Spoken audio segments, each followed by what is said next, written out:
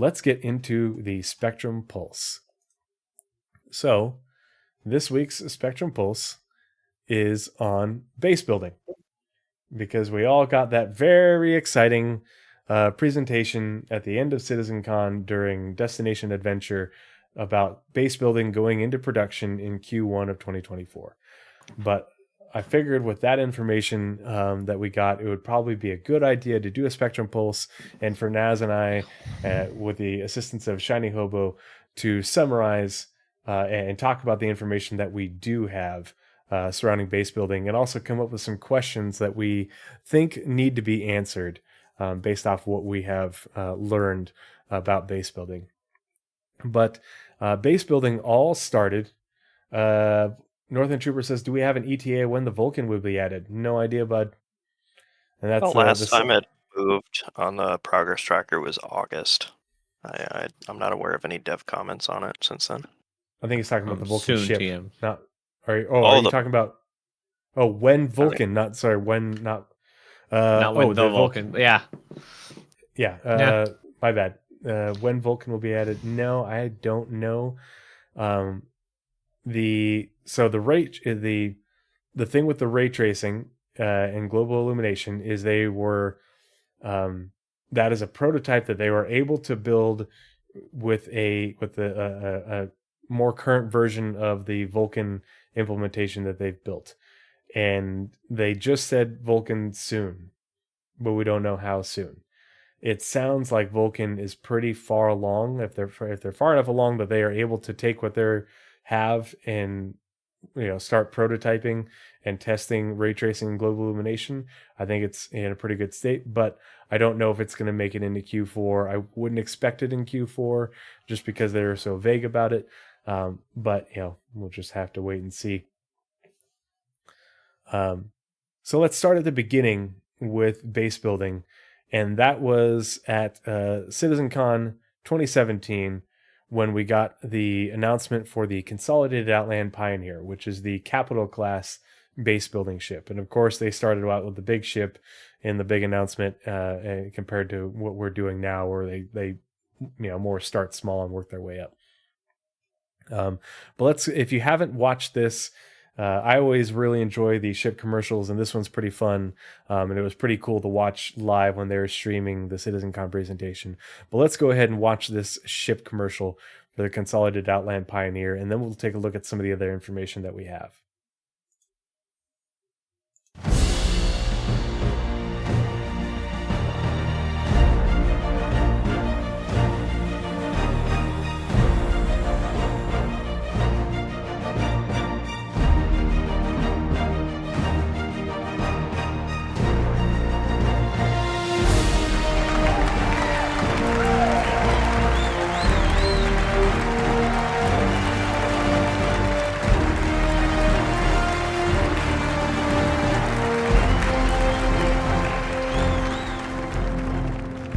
Stars. They've become such a familiar backdrop of our day-to-day life that it's easy to forget what they mean. That one. That little dot right there. That's Bremen. And this one over here? That's Saul. Think about that. Just a handful of these dots represents the breadth of human expansion. Another handful, and you've got Banner, Jean, even Van Duel systems. That's everything we've ever known. Every piece of art, every life, ever, right there. In two handfuls of dots. Now that means there's so much more to find. Behind every one of those points of light is a story waiting to be discovered. Now in our distant past, it was the province of governments to explore and understand space. The simple launch took resources and money beyond the capacity of even the largest companies. But then RSI introduced the Zeus, and suddenly regular people were able to explore our solar system, allowing an unprecedented amount of knowledge to be discovered. When Nick Croshaw discovered the first jump point, the modified scanner array that allowed him to search for jump points were far too expensive for the civilian market. But once that technology was refined and open to the public, what happened? That's right, an era of expansion that led us from this to this. And that's how it's always been. If you look at all the great eras of human history, whenever innovation has put technology in the hands of the people, it has heralded sweeping discoveries. Because power in the hands of many will always exceed the power of few. So while we can now discover new jump points and systems, there's still one hurdle that remains. That's what to do once you discover a new planet. Because right now, only the largest corporations can terraform and establish settlements. Easy. We haven't simplified terraforming yet. No, I'm here to announce something equally exciting. Albert Einstein, the man who redefined human understanding of the universe, he once said, "The person who follows the crowd will usually go no further than the crowd. The person who walks alone is likely to find himself in places no one has ever seen before." An insightful sentiment meant to inspire thinkers and creators to push the boundaries of their understanding. It was, after all, said 1,000 years ago, before humanity had left our homeworld. So clearly he was speaking metaphorically. Today, as I just showed you, the unknown is out there, waiting to be discovered. For those that are looking for those places that no one has seen before, they are faced with a daunting challenge. What do you do when you get there? Up until now, it's been the province of governments and corporations to pave the way for sustained habitation. The power has been in the hands of the few. What if I offered you the ability to build your own settlement? To bring civilization to the most untamed of frontiers? A colony ship in the truest sense of the word. And I'm not talking about just transporting people, no. I'm talking about an all-in-one solution designed to build modular structures based on your needs. Capable of building a farm or a habitat, a trading post or a mining operation. I mean, that'd be crazy, right? Allow me to introduce the Pioneer.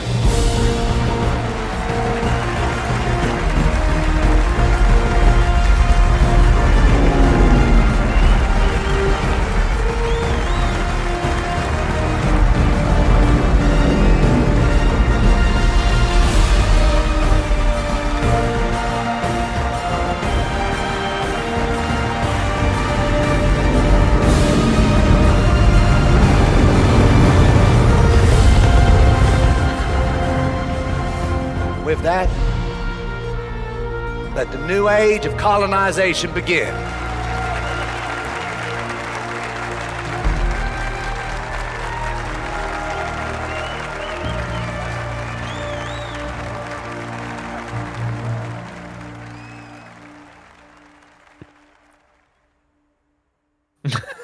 I'm not crying, you're crying. No, I'm not crying, you're crying. Chills and tears is such a good one. Oh gosh, yeah. That was a really great chip commercial. It definitely got a lot of hype going. That's for sure. It sold land claims a month later, didn't it? Oh my gosh. Because I know I think you got a land claim with your Pioneer when you buy it, but flight speed 85 meters a second. Whoa, I think so almost fast. exactly a month later. October, then into November. Gotcha. So this was our introduction to base building, and really, when the ship launched, we got concept art and just some vague information about base building. And so this is the launch page. Unfortunately, it's bugged, and so you can't cycle through these images, but they are saved elsewhere. But the concept art is pretty cool. And of course, these things don't work, but I'm going to pull up the brochure because you can see them in the brochure. But I'm going to put the link in chat to the transmission page. That way you can have it for yourself. And down at the bottom is the link for the program. And the program, this is the CitizenCon program, which includes some pages about the... it works in the Wayback Machine. Oh, weird. So At some put point, that it in died. there. Yeah. I'll also send that to you guys. There you go. So let's That see. is a I'm version that going to works. put this into Whoa, full it screen. worked. And so we'll take a look at just some of the concept images. I think this image is really cool because this is the production line. So Consolidated Outland is headquartered on Bremen. Bremen is like the breadbasket of humanity. You know, there's a planet there that's basically just like a lot of farming. But it's really cool to be able to see like their, you know, will we ever see this in, you know, this sort of thing happening in game? Probably not. But it's really cool just to see them thinking about this and how it comes together. And if you remember, and I forget who was it Blizzrad that pointed it out, the uncanny resemblance of this bridge to the bridge on that ship that's flying through the space station in the Squadron 42 video. That looks just the uncanny resemblance of this ship, period, to that mystery cargo ship. Yeah. The thing that really makes it really weird is the engines don't match at all. Nope. Like, the entire back end just has no relation. Yeah. But that bridge is carbon copy. Yeah, the bridge is carbon copy. Even sort of like the sides, the way it like comes out and around like that. It's sort of it has the kind of like X-wing kind of side look to it, that profile. Yeah, sort of hexagonal, I guess you say. Or yeah, I think that's the right shape. Yep.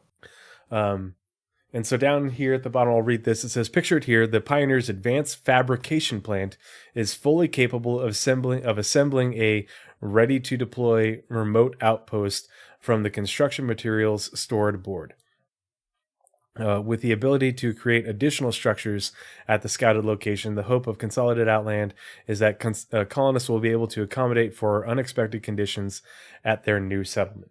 And so when they launched this, they didn't really have a great idea of how this would work. Like, this is cool concept art, but it doesn't tell you how this would all work in terms of putting it all together.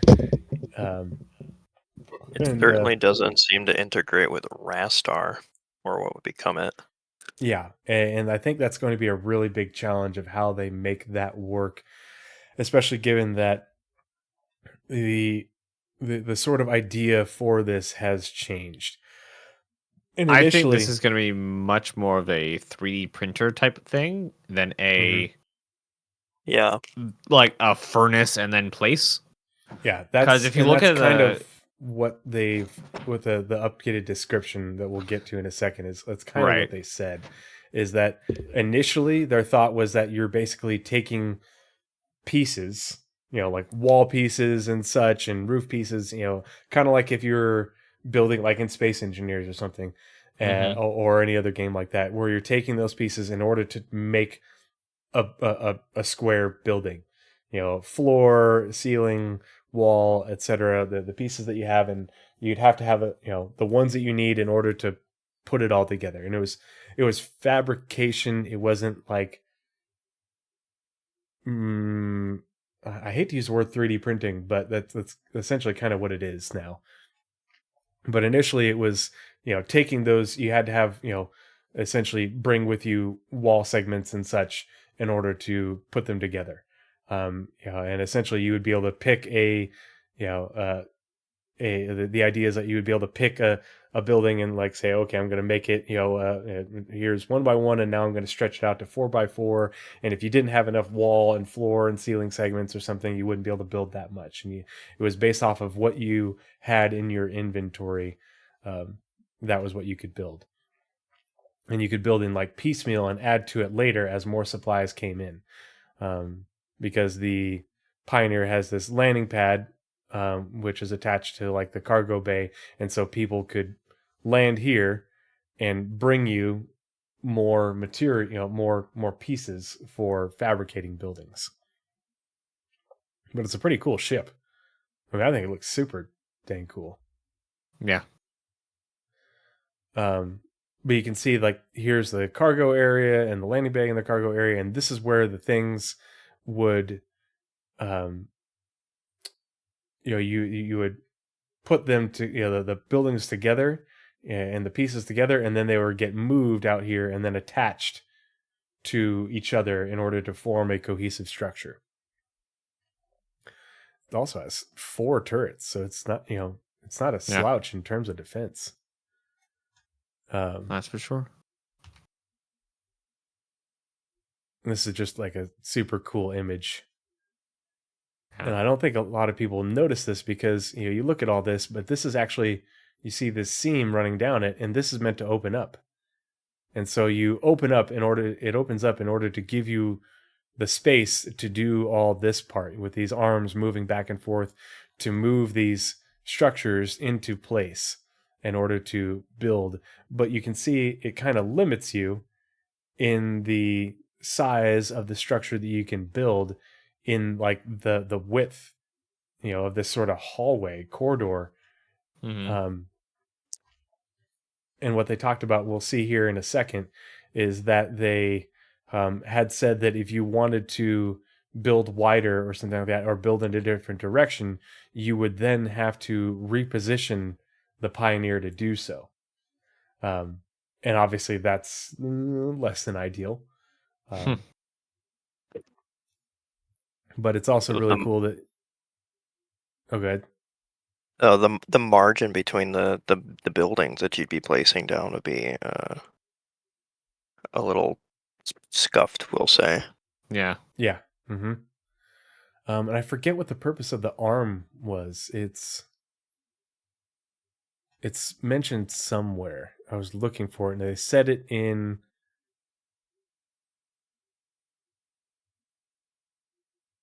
Yeah, the big arm thing. And I don't have a timestamp for it because I was rewatching the video during the day. Let's see.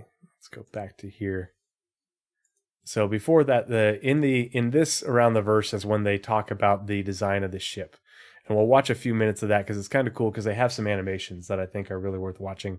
And then later on, it's up here is when you have Aaron Roberts, Chris Roberts, and Dave Haddock talking. There's some good points that are made in here, but it's kind of long, and so I'm just going to say it's good for you to go back and watch. But a lot of what was said in here carries over to what we heard at CitizenCon this year. It's just been, the way Todd presented it was a little bit more succinct and clear, especially, without the CR speak, and having some images and some bullet points to go with it. But let's look at the Q&A for the Consolidated Outland Pioneer. And Naz, why don't we just take turns going through these questions and answers, and we'll talk about them as they go through. I'll take the first one because I want to talk about the third one because it comes back to another point that I wanted to make. All right. So how large can an outpost be? An outpost will have around the same footprint we have currently shown in the game, which is 48 by 48 by 5 height by 5 high meters. We view this as starting a small location for colonization, very similar to constructing a small research facility in Antarctica. Now, the footprint is in relation to the space within the Pioneer, and so that's what you could build within this footprint. But then when we get down to other questions, you'll see where they elaborate on that, in that if you wanted to add to that footprint, you could, but then you would have to reposition the Pioneer to do so.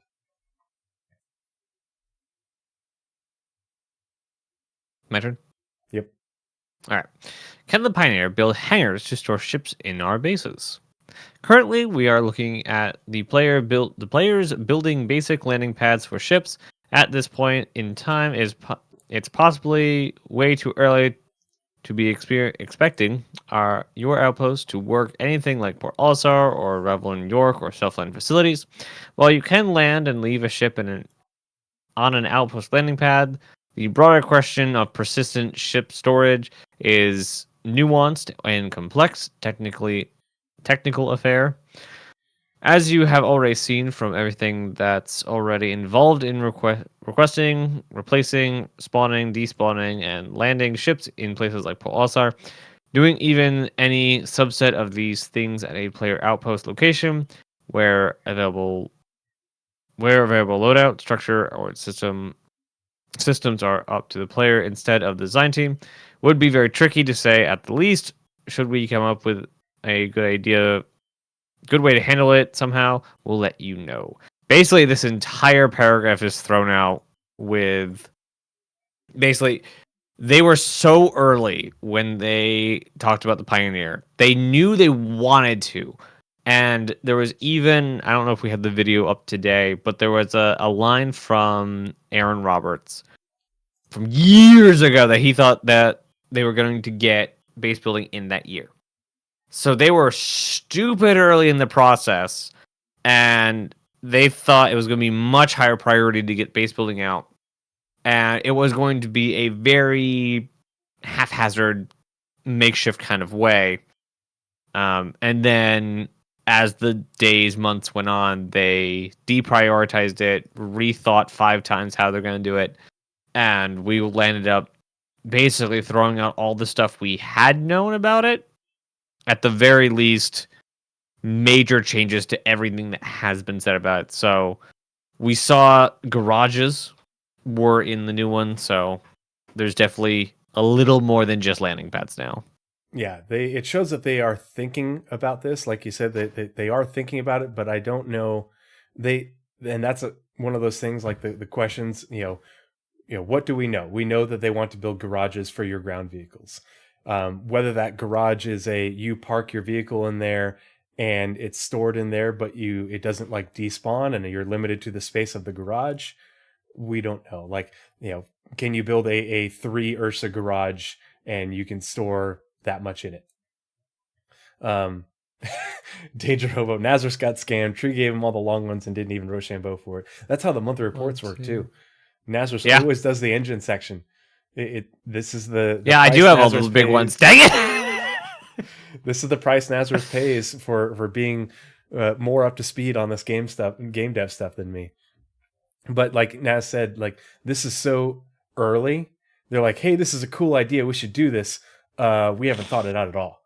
And this was basically they went to a designer and said, how would you do base building? Give me it in 10 minutes. This. Great, that's being published tomorrow. Wait, no, I wasn't done. Too late. Not too close to the mic. Not too close to the mic. Coming back. Sorry. Right back. Yeah. But yeah, what they had back then was not exactly nailed down. Like almost every single paragraph here is going to say, yes, but actually no. We may do some stuff later. We don't know. Mm-hmm. And I think that by saying garages, it doesn't close the door on hangars. But I don't think you're going to have I don't think you're going to be able to store a bunch of ships there. Like you'll be able to, potentially maybe build a hangar of a certain size, and probably not something big because, it would probably be the largest hangar that you could build with a Pioneer might be a large size hangar.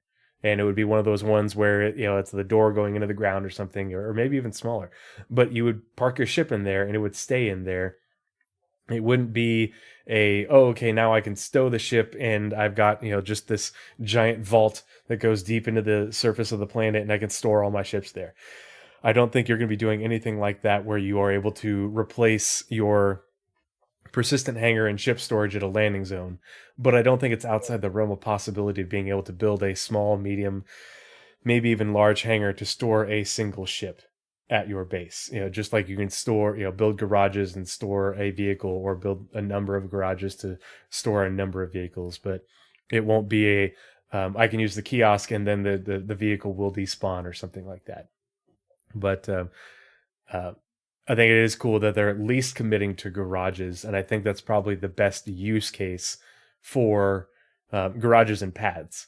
You land, like, especially if you could build a pad like the ones that are at the new outpost in Pyro. Those are super cool. I landed at one for the first time today when we were playing, and it just looks great. I want one of those, especially if it has the facilities that you need from a hangar.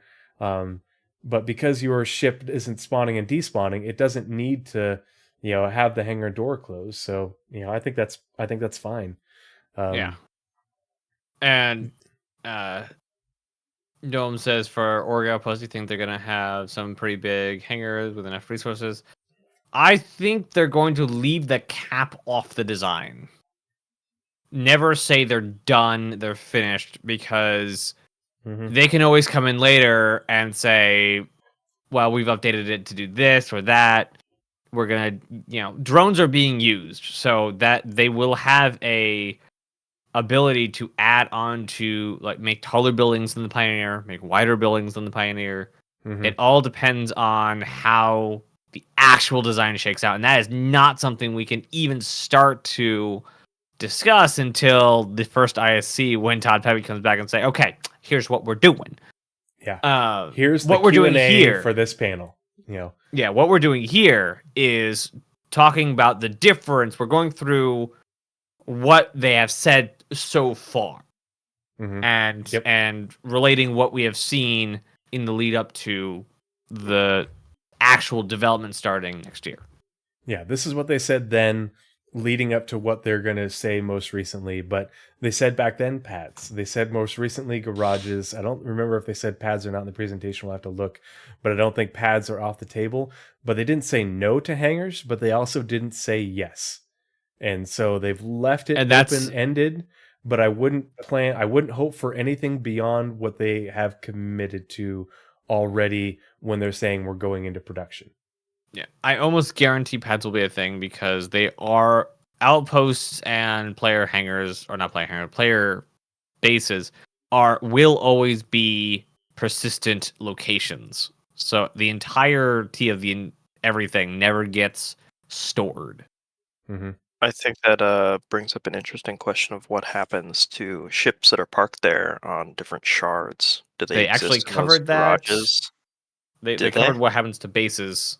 Well, I know that the bases are supposed to be like in a read-only state, basically, when they're there. But if you have these ships as physical items there in the garage, they get parented to the base. Gone? Yeah. Well, if it's parked on a pad, then what? I imagine the entire location, the entire area would get parented to the base. So if you build a base in Stanton, you have that read-only state where it's protected by the UEE and no damage can come to it. But if it's in Pyro, it's free game. Well, I'm saying, like, the ship is parked there and then on a different server, can that person see that ship with nobody around and just take it? As far as I know, it is locked to the shard you are on. Your base is only on that shard, because you can't be, because if you build your base on Pyro at shard A, you can't protect it on shard B, because you will be connecting back to shard A. Yeah. One, Todd said, that there are some edge cases that they'd have to look into, but I think that's probably a pretty safe assumption that, the shard thing is going to make for some interesting edge cases, but I think it's a little bit premature to worry about those when we still have such small shards and things don't persist across shards.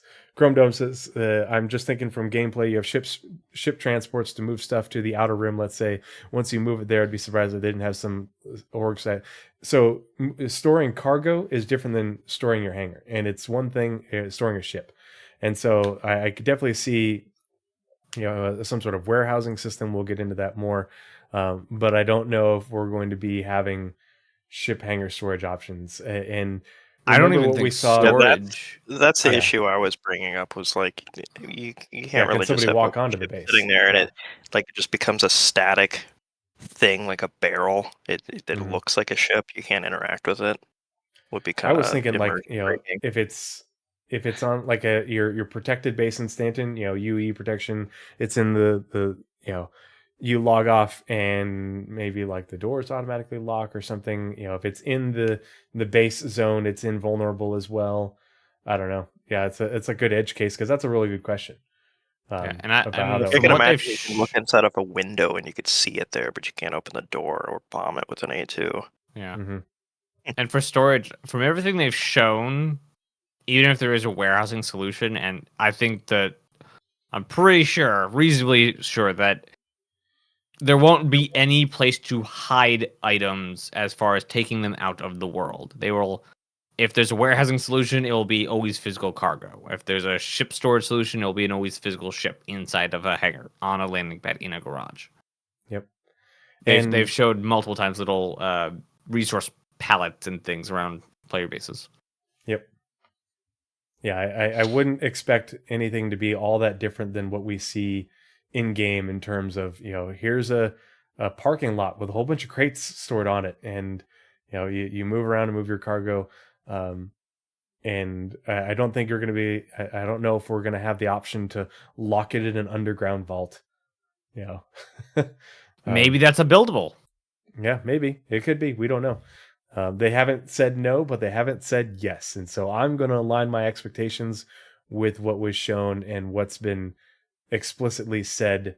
I'm going to try and not like get too much into hopium about things that aren't mentioned at all, whether, no or yes.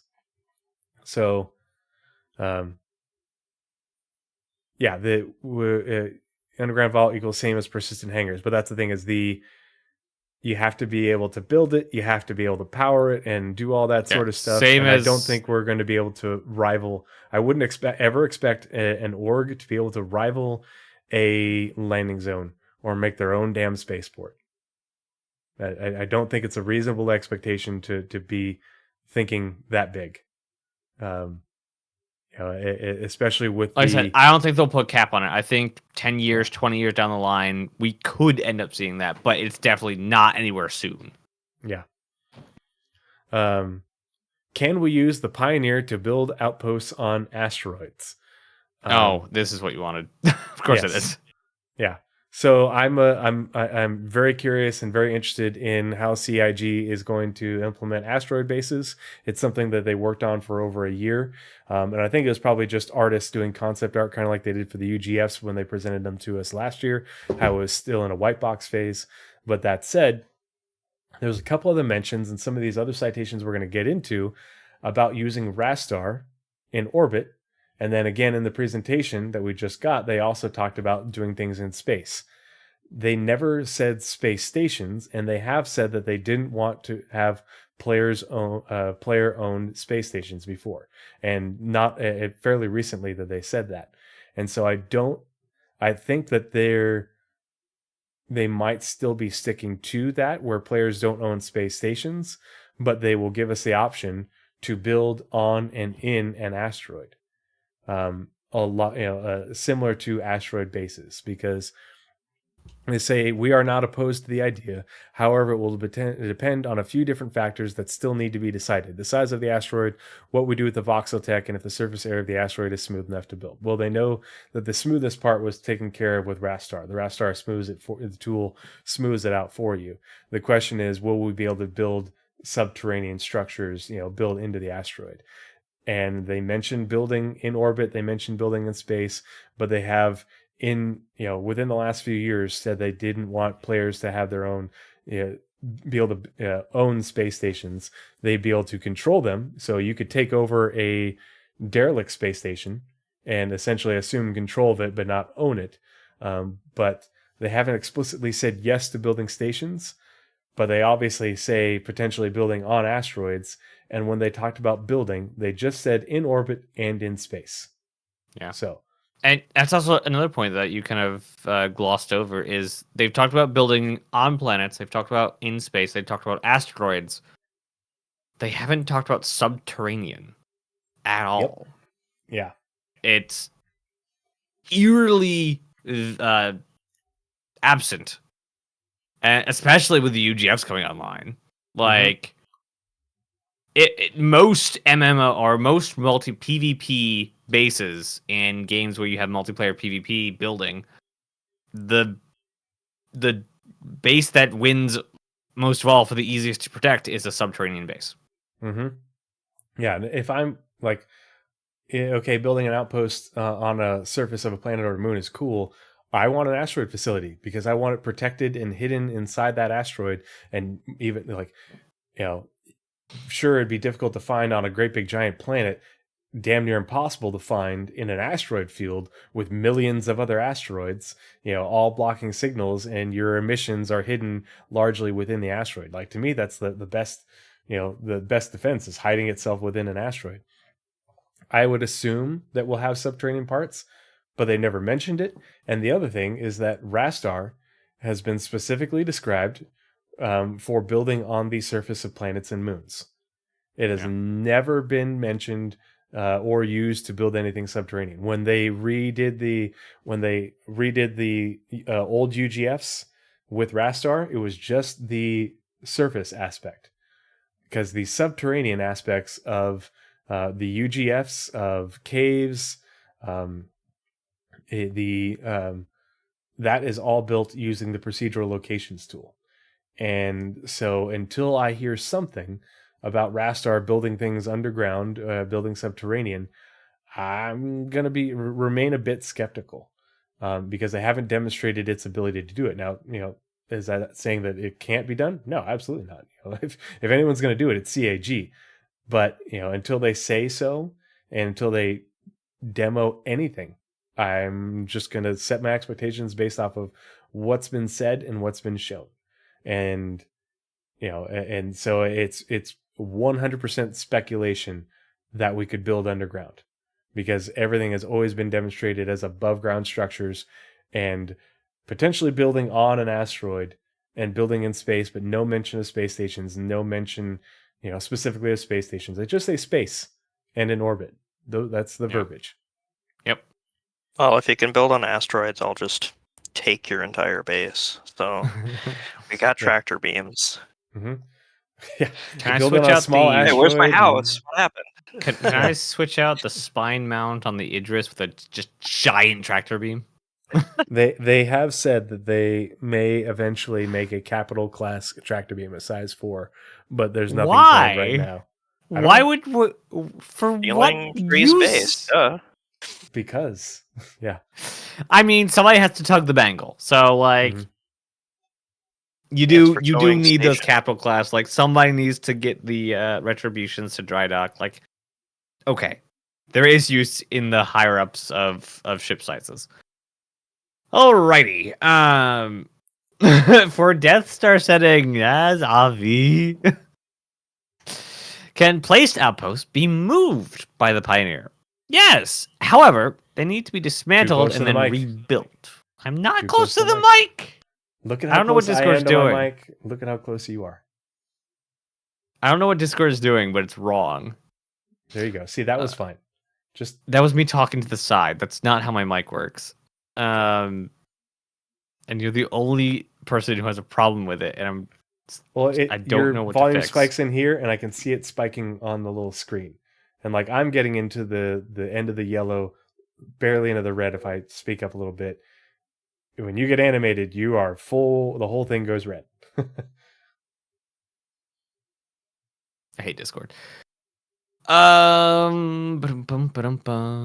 need to be dismantled and rebuilt in the new location rather than being picked up and moved whole. The Pioneer can manage this process through collecting additional resources, though collecting additional resources may be necessary. No, I know it's a bit loud. I'm just blaming Discord and its terrible audio quality. Mm-hmm. And that's the moving part is interesting, because if the Pioneer is now 3D printing, does it have to un-3D print and you get the base materials again? Or does salvage? It just...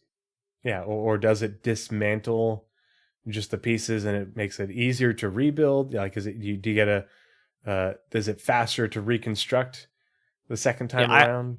I imagine this is just a efficient salvage instead of just... Well, actually, when salvage gets more mature, you will be able to break stuff down back into its initial metals. I imagine that's the process we'll be using, and we'll have some like salvage beams on the thing or something. And it just kind of resorts the metals back into it, like it says at the end. Though collecting additional resources, maybe it's not 100% in and out. You will lose some efficiency after building. Mm-hmm. So, build with purpose. So here's another question that adds to the piece of that puzzle. Can the Pioneer build space stations? No, this ship was built with the purpose of colonizing planets. Terrestrial construction and terrestrial structures have different needs from space stations.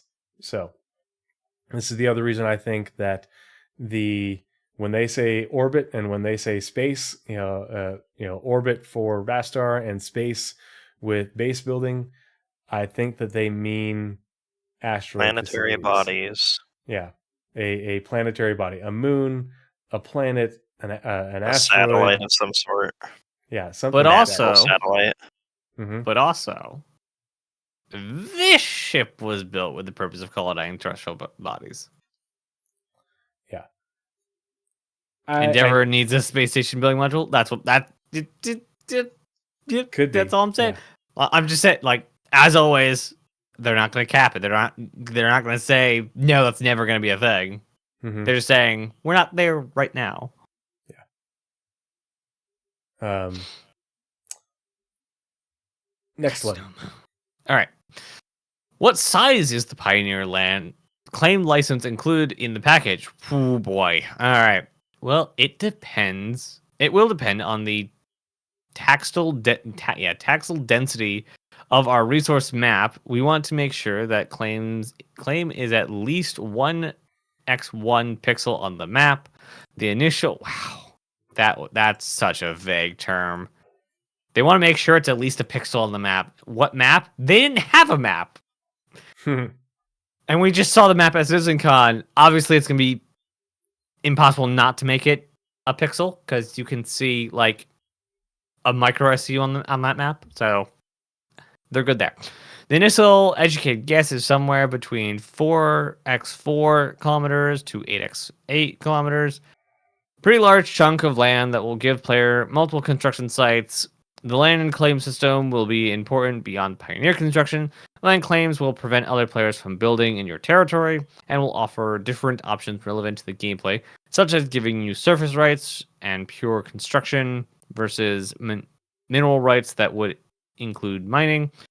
We know that there are concerns that our land claims could theoretically be abused situations as buying up the area outside a major city or using outposts to block important areas. Rest assured that that the claim system is being developed to prevent these situations from being possible. So, they outline some of them. I'm sure as we get closer to it and probably post the first iteration of base building, a lot of these exploits will be found and reported and fixed. Mm-hmm. And as we go in... We're going to get a design brief, ISC, about this. Yeah, they've been doing those a lot. I can imagine that maybe 6 months in. Yeah, I would say midway next year we'll probably see a design brief, base building, because they're going to go through all the concepting and the prototyping and stuff before it actually is like actual production. We're building assets and everything. Yeah.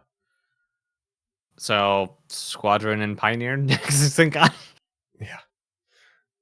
No, Pioneer is not coming in next CitizenCon for those who want it. That we have, so that we already know it's going to be about a year for the Pioneer. It's that kind of size.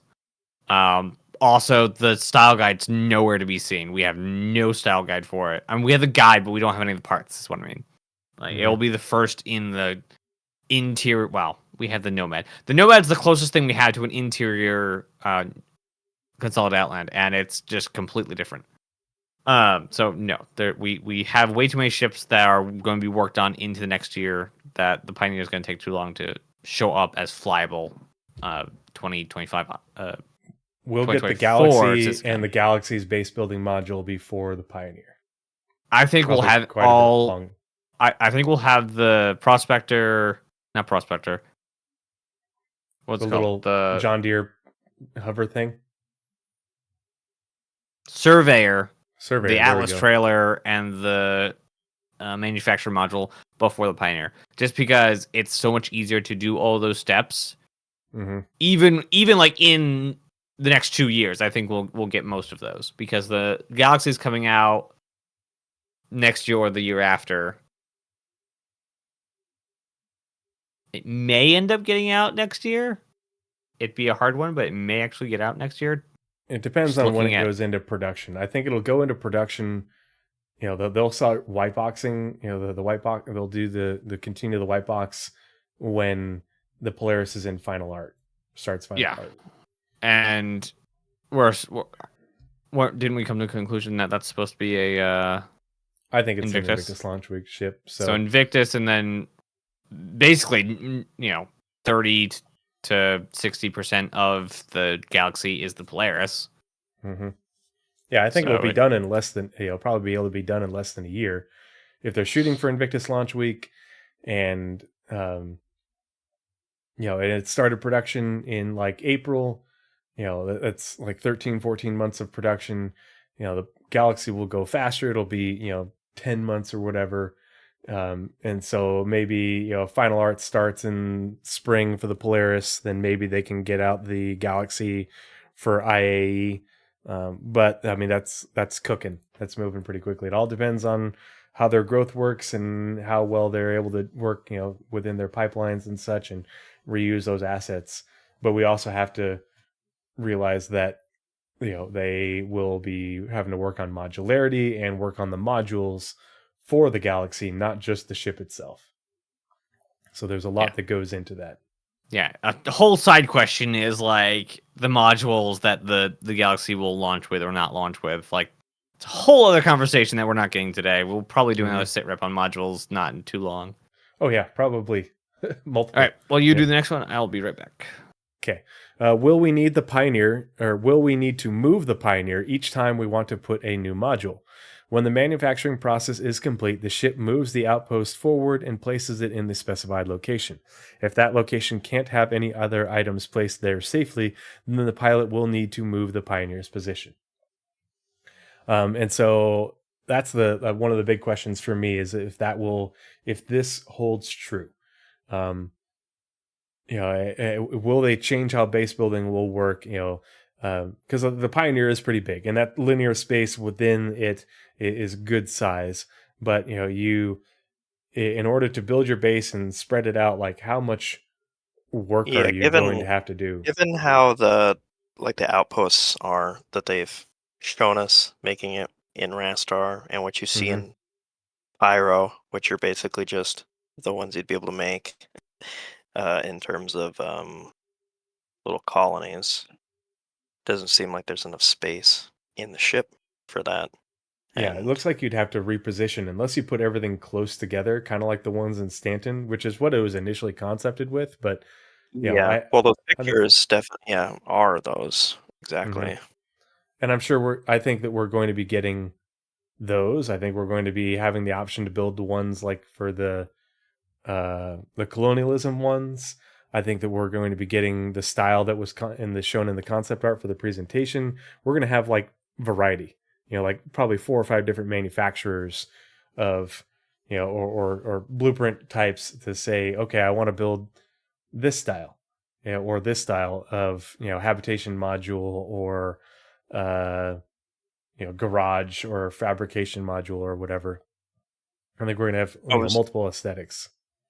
I'm thinking it said that the size would be 45 by 45 by 5 meters tall, correct? Yeah, either 45 or 40. It's up here. An outpost will have the same footprint we have currently shown in the game, which is 48 by 48 by 5 meters. So, yeah, that 5 meter height, it's 15 feet. I'm pretty certain that those mining extraction units that they showed at CitizenCon are taller than 15 feet, considering they were like Oh as yeah, tall, if not taller that than the trees. So this probably isn't too accurate anymore hmm yeah, that in part. regards to dimensions. Yeah, the dimensions are going to change. I still don't think we're going to be able to build anything bigger than that in one sitting. Like I think you'll have to, unless they dramatically reconcept everything where the Pioneer just becomes a drone carrier or some shit. I, Um, I imagine you probably have to they'll repurpose it so that the floor opens up and the printers print down while you're mhm. hovering, Oh, I don't think which would there's be no way you could be more. able to hover for a long period of time while you're doing that. I think you'll still Well, have the to thing has land, big VTOL build. engines, doesn't it? Yeah, but you You can't know, VTOL forever. It just means you can VTOL longer. Like you still that the with VTOL, you're still going to eventually overheat. You won't be able to VTOL forever unless you're on like a moon. The VTOL just makes it so it's possible to land. yeah, stilts. hmm And so I think you're still limited to a size or an initial size of a structure. If you want to build a bigger structure, you'll have to reposition to build up that next section that's attached to it. Like if you were building say like a large hangar You mean or like a like a self-building crane yeah, where it and picks itself up and then sets itself on top of itself? yeah, it's going to be interesting to see how they build that up. But I do think that there's going to be limitations on how big of an individual structure you can build because they say there's small, medium, large, extra large. And if an extra large structure is, within the footprint of the gangway, in here, this alley corridor, whatever of the Pioneer, I mean that's still a pretty big freaking building. That's meters, not feet. So it's basically 150 feet by 150 feet. Like, what's this? Hold on, calculator. 150 by 150. That's 22,500 square feet. That's a lot of effing space. Like that's a lot of room in there. That's I have a 2,200 square foot house, and this is 10 times that. And mine's 2 story. Like that's a lot of space that you have to work with, and that's just one structure. You can build it and reposition and attach to it and build multiple big structures.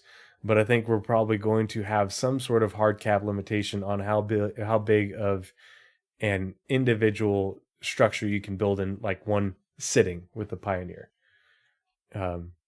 Unless Right. it changes dramatically from concept where it's the Pioneer is just a drone carrier and the drones come flying out and they swarm over everything and build. I don't know. We'll have to wait and see. Because all we have Alternatively, is the height, you could have it sitting on the ground and print upwards. Yeah. Yeah, I mean, we'll be able to have multiple story structures. I don't see any reason why we couldn't. But seeing one image of a few drones doesn't make me think that they're throwing the baby out with the bathwater with the Pioneer and its design. Because otherwise, if it's all drones and it can build anything and that this corridor space means nothing, then why build it like that? So unless the Pioneer is going to get just a massive reconcept, to do things differently, I don't know. They could. We'll just have to wait and see. But Yeah, like the shot with the drones has I believe the Atlas trailer in it. yeah, and that's why I'm like I'm not convinced that I think that the drones are going to be okay. Well, the drones can only do this much. You only have these many drones with the Atlas trailer. And so you can only build this size of structure with these drones. They're not capable of anything larger, and people are like, oh, wow, they make a hard limit. It's a game. Games have rules. Yeah. That's how it works. They explicitly told you it. Small, medium, large, extra large. So, manage expectations. Let's see. Where were we? Okay, so we talked about moving in order to put a new module And this one's up to you, Naz, unless you want to read one, Shiny. No, I'm good. All right. Which one we He's at? just can the Pioneer build anti-air structures? I'm just here to argue. Oh, okay. More points of view is more better, man. Yeah, though I will actually have to be going in about half an hour. I work at 8 o'clock in the morning, so I have to be up. That's okay. Going... We'll go that far, and Just then go I'll wrap play up it, the dude. rest. Okay, no worries. Thank you. So can the Pioneer build anti-air structures that have weapons such as missiles to defend your bases? The Pioneer performs fully containered modular outpost construction on site. It creates modular structures, foundations, things like that. As Silence Corner points out, this is pretty revolutionary as far as ship capabilities go. The Pioneer isn't a weapons manufacturing plant, repair shop, or furniture store. However, external improvements like stack defenses are among the concepts we are deploying or developing for Outpost add-ons. Any external add-on structure will be bought at a store rather like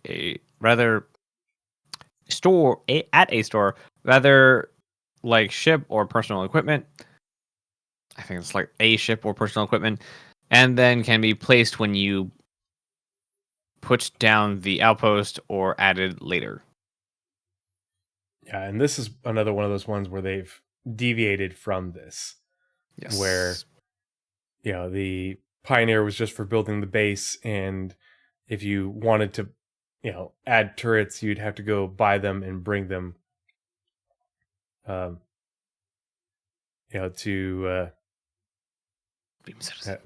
buy them and bring them over and plot them down there, but it wouldn't be able to build them.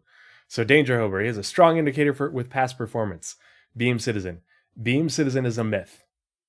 I don't know how many times I have to cite Jared Huckabee in the multiple times that he has talked about it with the developers that beams are not the end game. I'm gonna put your whole beam system as a myth on the same shelf I put they're gonna stop selling ships in the I'll believe it when I see it. Yeah. They just added more beams with repair. So like, oh yeah, no. Show me the hold proof, on. and I'll believe you. Yeah, but that's the salvage and everything. But they have explicitly said that they want things to be more physicalized. We're not. And they said modding and ships were going to be sold by players. So yeah, same shelf, same exact shelf. If beams are a myth, explain cantilevers.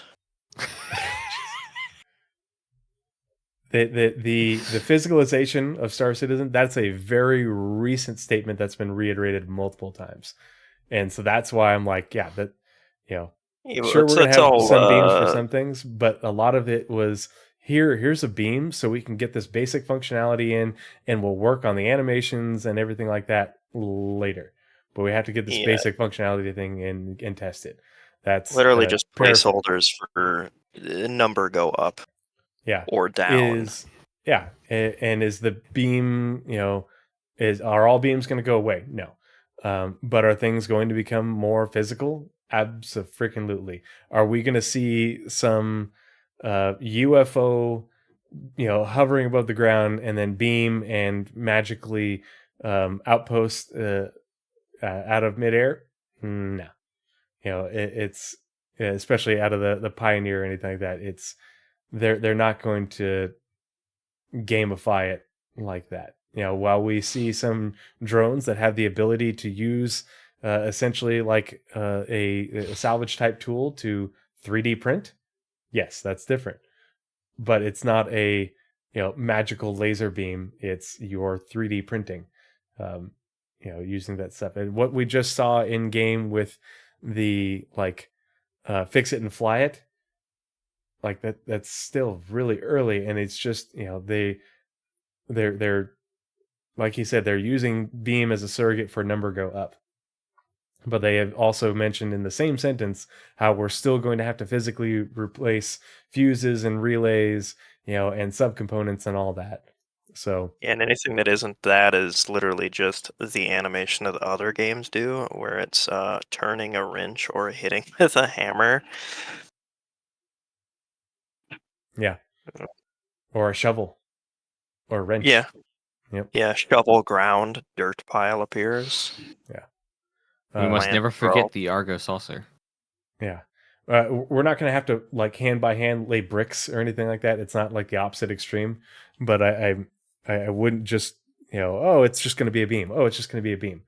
When CIG has expressly said that they want things to be more physicalized and they're not going to use a beam for everything.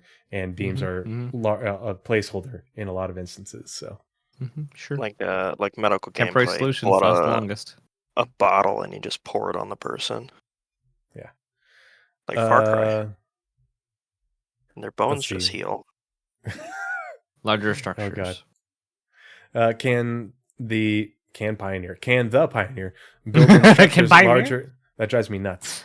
Can the Pioneer build structures larger than its internal space?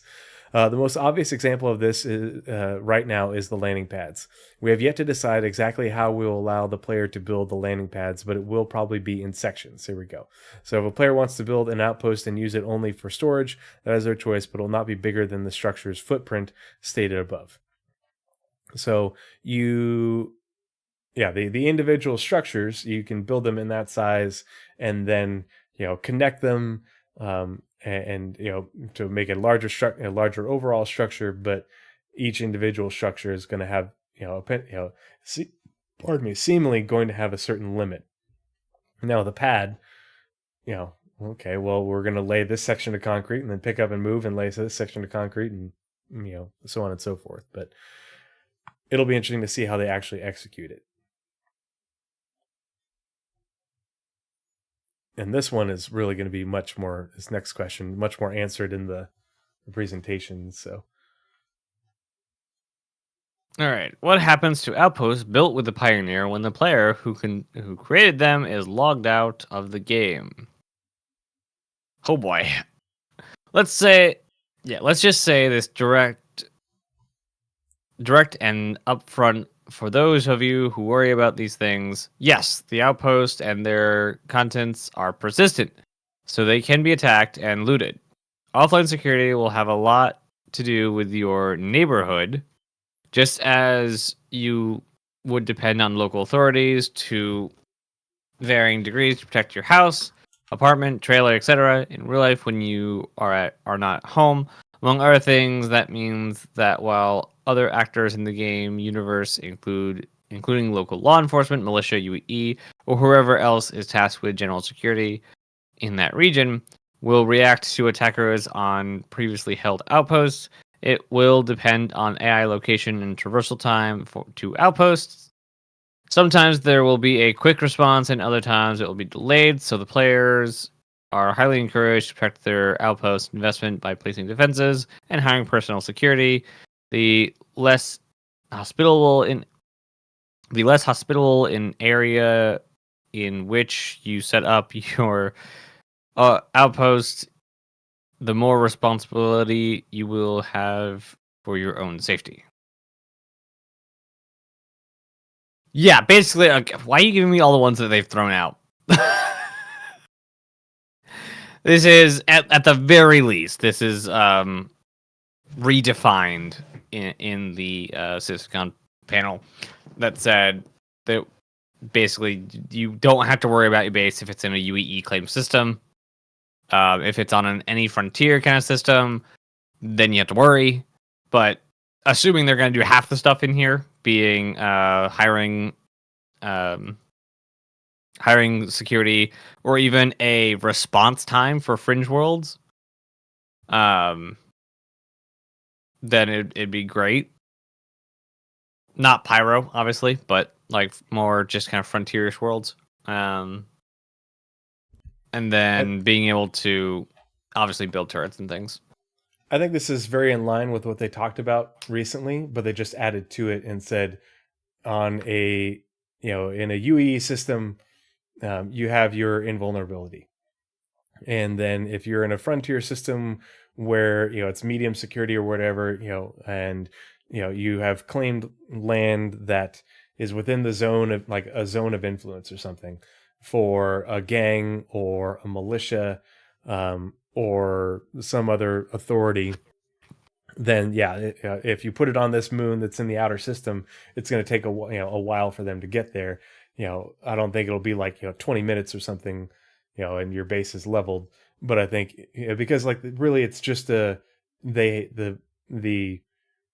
of it kind of like the cutlass dropping in reinforcements. The cutlass is just going to spawn out of view, and so they'll just put a timer on it and say, okay, here is the level 1 response, here's the level 2 response and such. But I mean, that's still, what you just read is still very much in line with what they talked about for medium security, and even zero security systems, where you can build your defenses and you can hire, like NPCs or player security to defend your base, plus the people you pay taxes to. They just added the, full security invulnerability on top of that. Getting territory in Terra will be a big ask. Expect lots of money to be wasted on just land taxes. Mm-hmm. Yeah, very high taxes. I mean, it might be easier on other planets within the Terra system versus Terra itself, because there are 3 habitable planets in Terra. I know there's at least 2, maybe 3, but yeah. Any planet with a main landing zone is going to be expensive. Mm-hmm.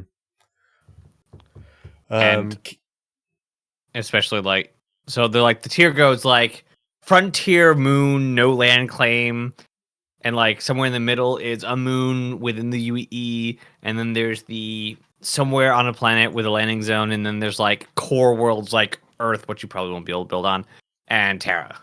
Mm-hmm. As far as a tax spectrum would go.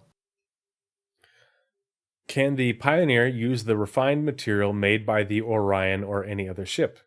Yes, as long as what you are building uses that particular resource. And this is where it gets muddy, because they talk about they were earlier talking about how you need to have the pieces and then you assemble them in place. And now they're saying that you can use the resources to fabricate things. And so it was never really well thought out when the Pioneer was first released, and they made it more clear a little bit later on. Remember that there are different types of ores, metals, and other substances used in construction. So this is that whole, loop thing where you can have your mole and your expanse, mining materials and refining them in order to contribute to what you need in order to build your base and the galaxy loop. I mean, multiple galaxies, helping with mining and such, mining, refining, and I would love to see a fleet of galaxies with each module. So you have your medical one, you have a couple mining ones. Well, no, they're not mining; they're refining. A couple of refineries. Mm-hmm. The RSI miner, basically an RSI based galaxy fleet. And they how just cool would it be if the RSI large miner was built around coordinating with a galaxy with the refinery? If module. They don't have a direct hookup, then they did it wrong. And they need to go back and think about the problems in their life. That it's such an obvious synergy that they can do, because they did a synergy with the Expanse and the bags for all the MISC ships. Mm-hmm. So you've already said and outlined exactly how your refinery works in your fleet. Make that synergistic with your miner, because that would make way more sense. And as a marketing strategy for RSI, it makes so much sense to have so much more throughput for your 2 ships. So if you buy one, you might as well buy the other instead of going somewhere else for your other ship. So if you have a galaxy and you need to get some mining done, well, pick up the mining module, get the or pick up the refinery and get that instead of going with the prospector or something else. or vice versa. Instead of getting the Expanse, you get module because it'll have better output for you. Mm-hmm. Nope, I agree. It'd be cool. We'll just have to wait and see. I think that I was just saying in chat, I think that one of the unannounced concepts, the bigger one, is probably the RSI miner, just because it is that time we are in RSI mode. So fingers crossed. Will the... Oh wait, no, that was my question. Oh, you got a short one. Look at this. Look at that little baby question. Yay! Will the Pioneer have other functionalities, careers, options besides outpost manufacturing? No. Moving on. No. This will be updated to list as heavy construction to reflect the actual role of the Pioneer. It is purpose-built. It is unapologetic. It is only base builder. Like, there is... And they're going to have the identity crisis that they always have with these, because cargo is a utilitarian function. Even though it has a good amount of cargo, this is not a cargo ship. Don't use it as a cargo ship. You're doing it wrong. It'd be funny, but you're doing it wrong. Before we continue, Also, I just want to... Yeah. Oh, I just wanted to scroll through the concept art just because this ship is one of my... As far as the concept art goes, it's one of my favorite. And most of these images aren't readily seen because they're in that broken transmission page. Look at that engineering section. That is wild. But that bridge... Folded pipes. That bridge is so cool. That is gorgeous. I can't wait to walk that bridge. I love the floor textures, the cover on the wires. That's what those are called. Yeah. Oh, and it's going to have a great star map hologlobe there. That captain's chair, though, look how connected he is.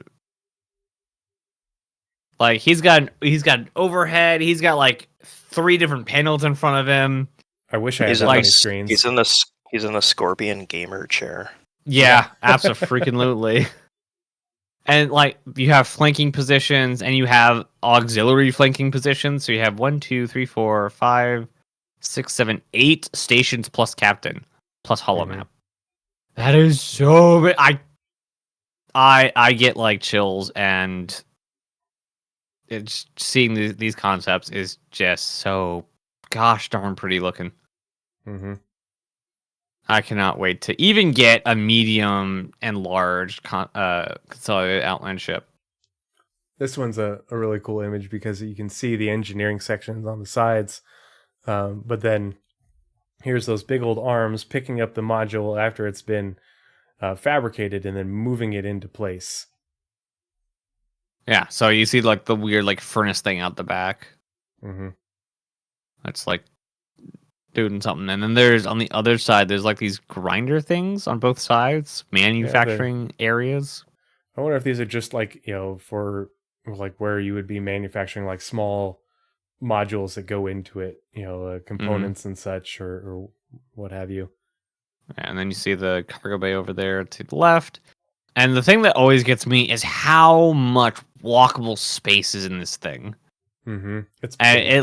It's also lit like a work site. I love it. I love this like stadium lighting. So if you look up at the top of that image, and I just kind of noticed where the light's coming from. Yeah.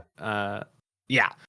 Because the doors open up, and then they're shining these like stadium lights down into the work area, which makes a lot of sense. You want high visibility highlights to be able to work safely. And everything in slightly not Argo orange. Yeah. I love this, like, the recreation, eating area up here, and then you've got this other table, like lounge area down here with this window for looking out. It's just oh, that's cool. I never noticed that was a window. Wait, I don't know if it's looking out onto like the construction process or if it's looking out towards the back of the ship. I just think that this whole lounge area is pretty cool. The bottom area is a screen because that's the Pioneer image. I don't know what the top area is. Oh, maybe. Yeah. Yeah. There's someone here on a couch, like watching TV or whatever. Yeah. But I can only imagine, like, if this area was a real area, how many people, like, there would definitely be a sign in this room of days since somebody hit their head. Yeah. Days since the last accident. Yep. It's I love it though. I can't wait. And all the bags everywhere. It looks so cool. Mm-hmm. Really cool bunk room. And then this image again. Let's see. Where did oh yeah, back down here. There we go. Can the Pioneer make the add-ons like solar panels, landing pads, generators, and the like, or do they have to be purchased separately? These would have to be purchased already fabricated and added to the outpost. See also our answer regarding static defenses above. And this is what has changed in that everything can fabricate these things, it seems. But also, they should have not said landing pads because above they also said build landing pads. Mm-hmm. So they started off excessively muddy, and they've spent the last. When was this posted? This is in 2017. This is right after the announcement. November 2017. They spent 18, 19, 20, 21, 22, 23, last 7 years, 6 years, trying to strangle out an actual plan out of what they've said. And I think what a good rule of thumb when they try doing that is assume everything they've said so far. Assume they did the whole Disney Star Wars thing. Literally everything is non-canon anymore, and they will tell you when it's canon again. Because they throw out a lot of stuff just because they have to look back at it and basically just start from the ground up again. I do hope that we still have the option to purchase things already fabricated and carry them in your, your C2 or they've already said furniture is one of those things. Yeah, furniture will be bought at a store. Luxury furniture stores was one of the original concept arts. Mm-hmm. Well, I was talking about like the your turret, or a small your solar power, your solar panels and stuff. Be able to buy those and I'm going to build the structure, but I'm going to buy these pre-made and have them shipped in. That sort of thing. You could even have like two different teams. Like one team is the slow hauling team, hauling all the goods in as a supply run, while the forward team goes out and sets up the base. And even before then, you need the explorer team to go find a spot to sit down. Mm-hmm. So it will be a whole to-do to build a base. Yep. All right. Next question.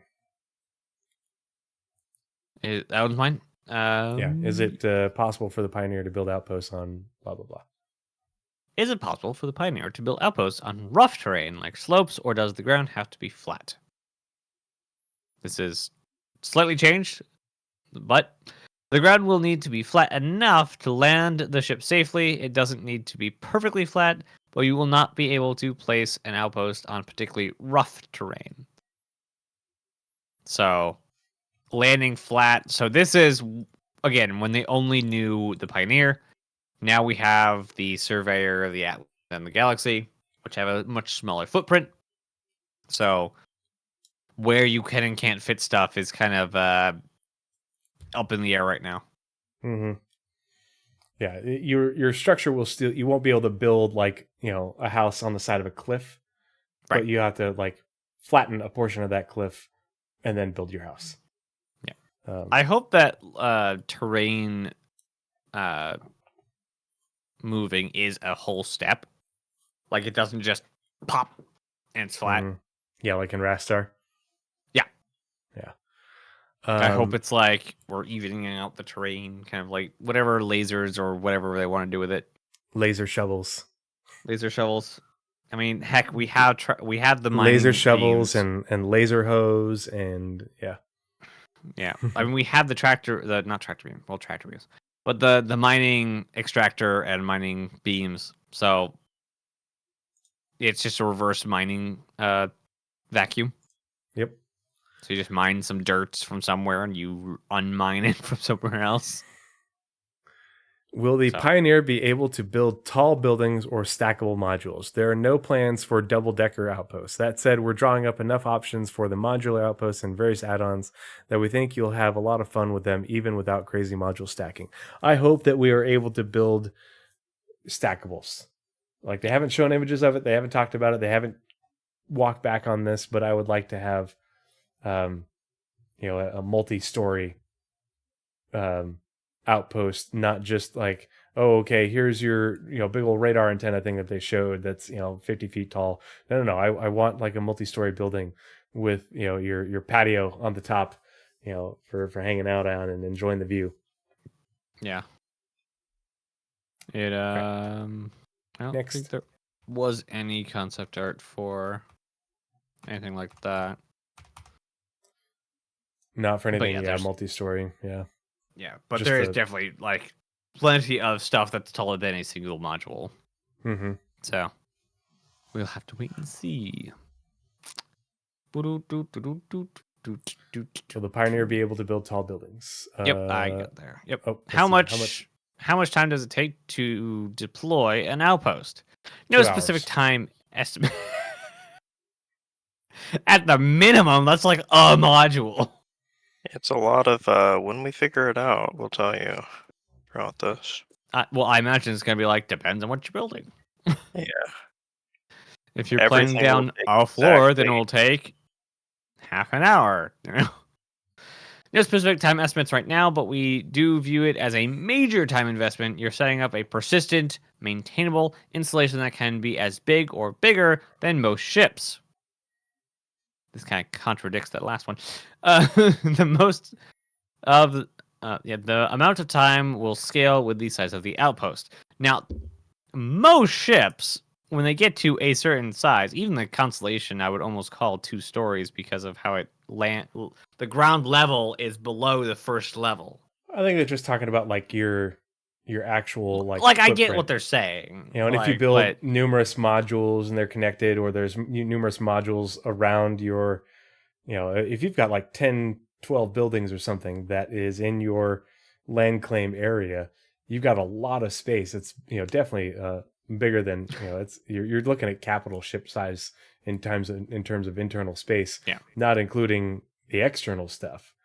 Yep. So, yeah, it will definitely your land area usage will be like capital size in a minute.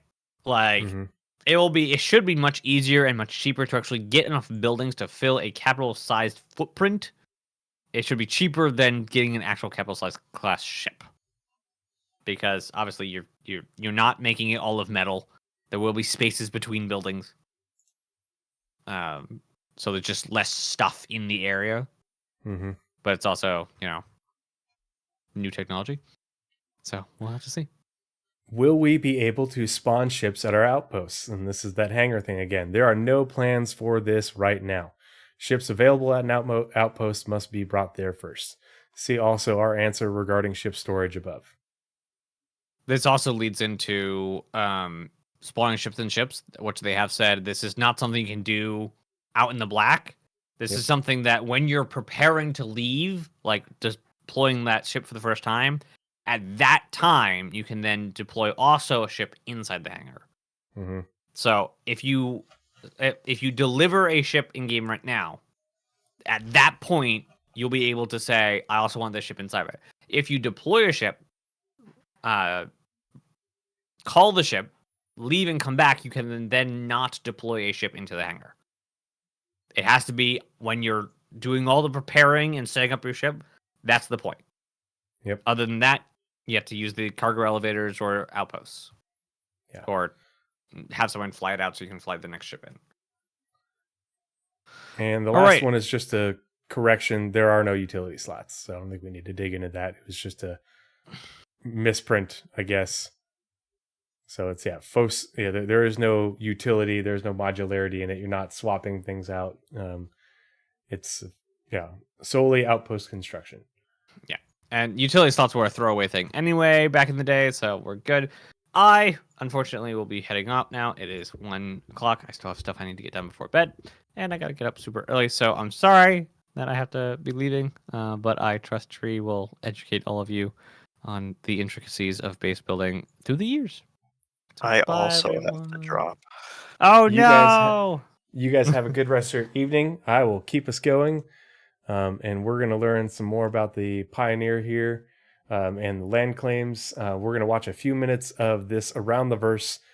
Thanks again, gents. Appreciate you guys being a part of the show. And It was a pleasure. Looking forward to us actually getting a meaty roadmap update, progress tracker update, and getting to where we should be so we can get together again. And Naz, we will be in touch about when we're going to do monthly reports. All right, we'll be. Cheers. I look forward to going back through all of the show notes. Cool. Good night, everyone. Yeah, bye-bye, everybody. Good night. All right. I'm going to let this play for a couple minutes, and I'm going to use the restroom real quick. But it's this first few minutes where they're talking about the ship that I think is interesting, and then we'll get into the rest of the show notes. About a new and upcoming game mechanic that has taken the Star Citizen community by storm. I'm your host, Community Content Manager Jared Huckabee. At CitizenCon 2947, we revealed the Consolidated Outland Pioneer, the groundbreaking capital ship that introduced an entirely new game system to the Star Citizen universe, the ability to own and create surface outposts. To start us off for today, let's check in with some of the team working to bring this brand new capital ship to life. The overarching kind of role of the Pioneer is it's there to create colonies essentially. It's like a big flying fortress / factory with that kind of overarching archetype, should we say. It presented quite a few challenges both on the art front and the design front. The purpose of the ship is to give players an entirely new gameplay element and to create a very unique experience for the players in terms of where they're going to settle, how that's going to affect the job market within the game, how that's going to affect exploration in general, which is now a lot more exciting than, oh, let's just fly to a planet and see what's there. Now you actually could do something on those planets, which is amazing. Take loads of inspiration from real life. You have to, as the old saying goes, like everything in life is a remix. So you really kind of start with real world reference because it gives you the most tangible approach to start from. So in the case of the Pioneer, it was we were looking for more the actual function of it, a lot of kind of car production lines and really kind of manufacturing processing lines and really kind of getting under the skin of how they work. You know, where do the products to manufacture arrive? How are they processed? How does that manufacturing take place? I need to make this big. Sorry, apologize. I didn't make it big, but the scale and detail of this white box is pretty impressive. Just have to say that. Like, this is in 2017. This is before they had done a big update to the ship pipeline, and they went pretty far with this white box. Obviously, they had to go pretty far because they were going to make that commercial and use it in there. But they did more to concept this and the actual functionality, how it would work, than they did for other ships at the time. Because you see these big old arms, and they gave things the appropriate size in order for it to actually function. And then at the end result, you've got this essentially an outpost that's kind of ready to rock. So yeah, it's quite interesting and challenging, to be honest. The key features is, of course, basically the whole outpost part of it. We didn't design the ship to be a ship per se. We designed it to be a floating factory in space. So everything in and around the ship is just geared towards production and building outposts and claiming your settlement. My personal favourite thing about the Pioneer was essentially it created two subset of challenges. Number one, we've got this big floating factory. We didn't really want to make a pretty ship per se. It needed to feel kind of quite aggressive, weighty and heavy. So hence you got this kind of slab construction to it. It's which awfully I think pretty to me. Cool. But the most interesting thing for me was really kind of how it transforms when it basically lands on the planet. When we decided to do this thing, nobody really knew what the best way of making it work was, because there's a lot of limitations you're walking up against. Like, if we are going to make this floating factory, the footprint of it is going to be massive, which means that the landing spots need to be massive. So we decided to have the ship just fold out, because that'll be, at least when it lands, it'll be massive, but when you're maneuvering it, it won't be as massive.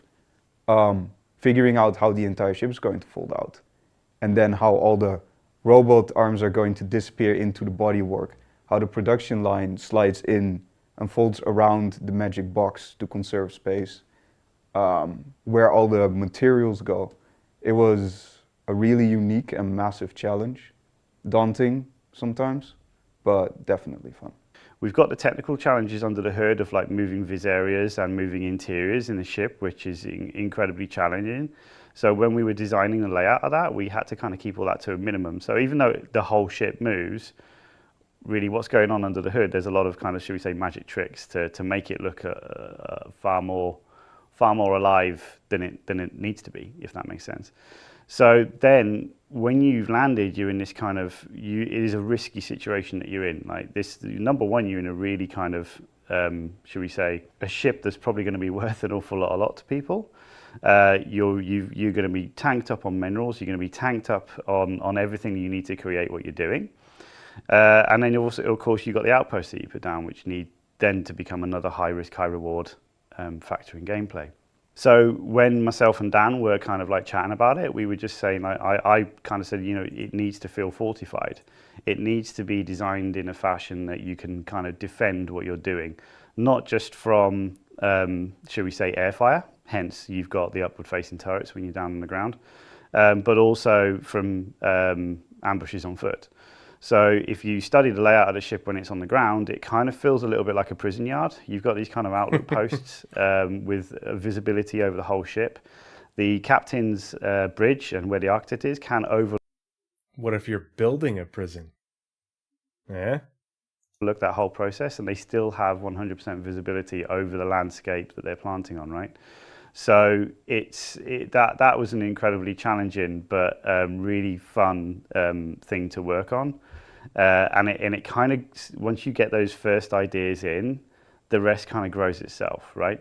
So that's really kind of a sign of, I personally think it's a sign of really good game development. It's all very well sitting in a room and coming up with all these ideas and saying it's going to be X, Y, and Z. What generally happens in the most successful titles that you see is that they'll have an idea. Structural steel.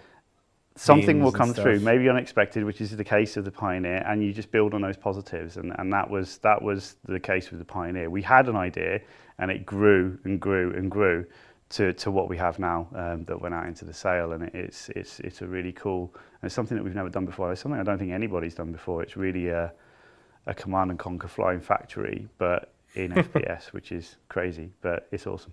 The creation of the outpost is actually quite simple. When we got to it, we basically decided that since this ship is going to land and give the player such a unique experience, we wanted to feel as kind of like a home base, like a command and conquer style base that lands where you plot down, and it has to be laborious. You can't just like land for a second and then just fly off and do your thing again. No, this is an intense process. It costs a lot of money, a lot of resources, and we geared everything towards that. So this ship is not super fast, it's not super agile, and it just does one thing, and that's production. So when it lands, as you guys have probably seen, it folds open, and the two manufacturing sites basically get exposed.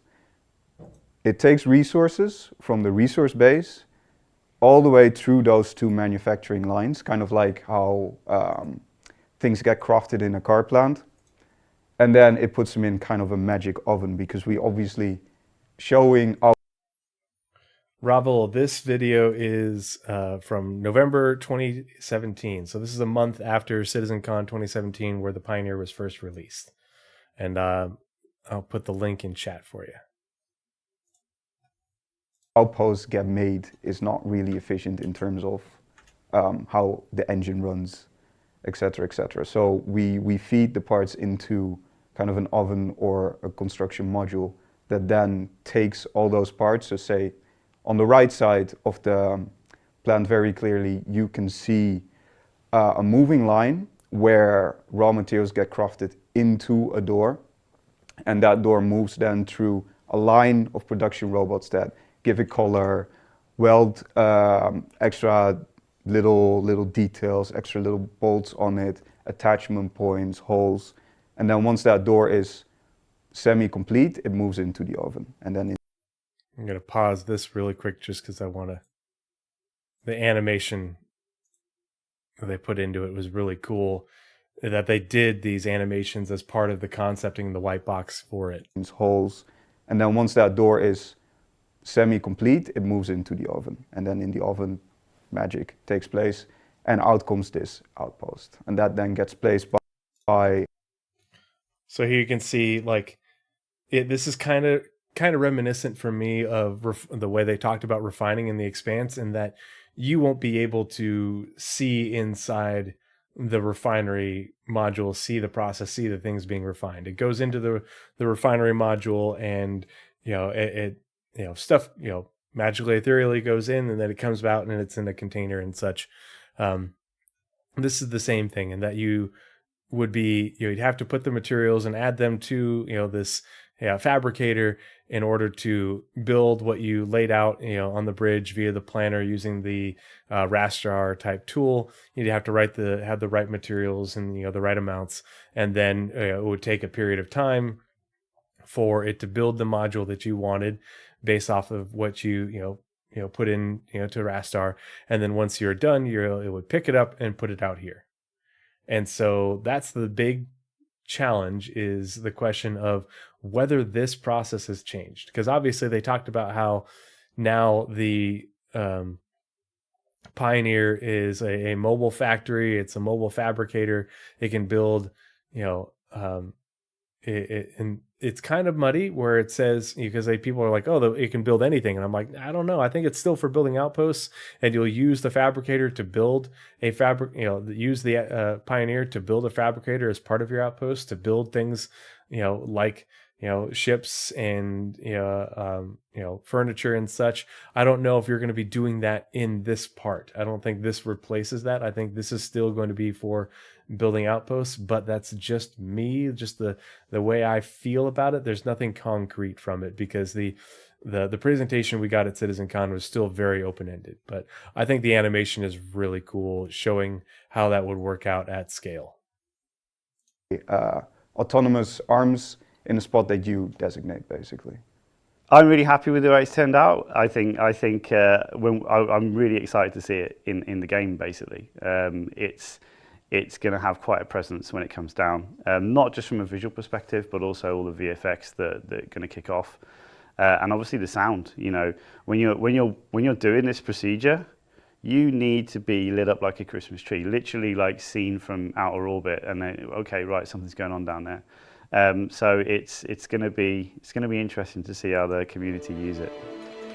Now, no surface outpost is complete without some place for it to call home.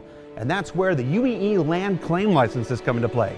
Thanks to the enormous scale of our planets and moons, there are amazing opportunities for players to stake their claim in the Star Citizen universe. In a very special feature for ShipShape, let's check in with no less than Dave Haddock, Aaron Roberts, and Chris Roberts himself to learn more. Okay, so, and I hate to do this, but the rest of this is them just sort of clarifying the land claim process and talking about those things, but in the way that CR goes about answering questions in a not succinct manner. And it doesn't seem like the process for claiming land has changed all that much, but instead of having to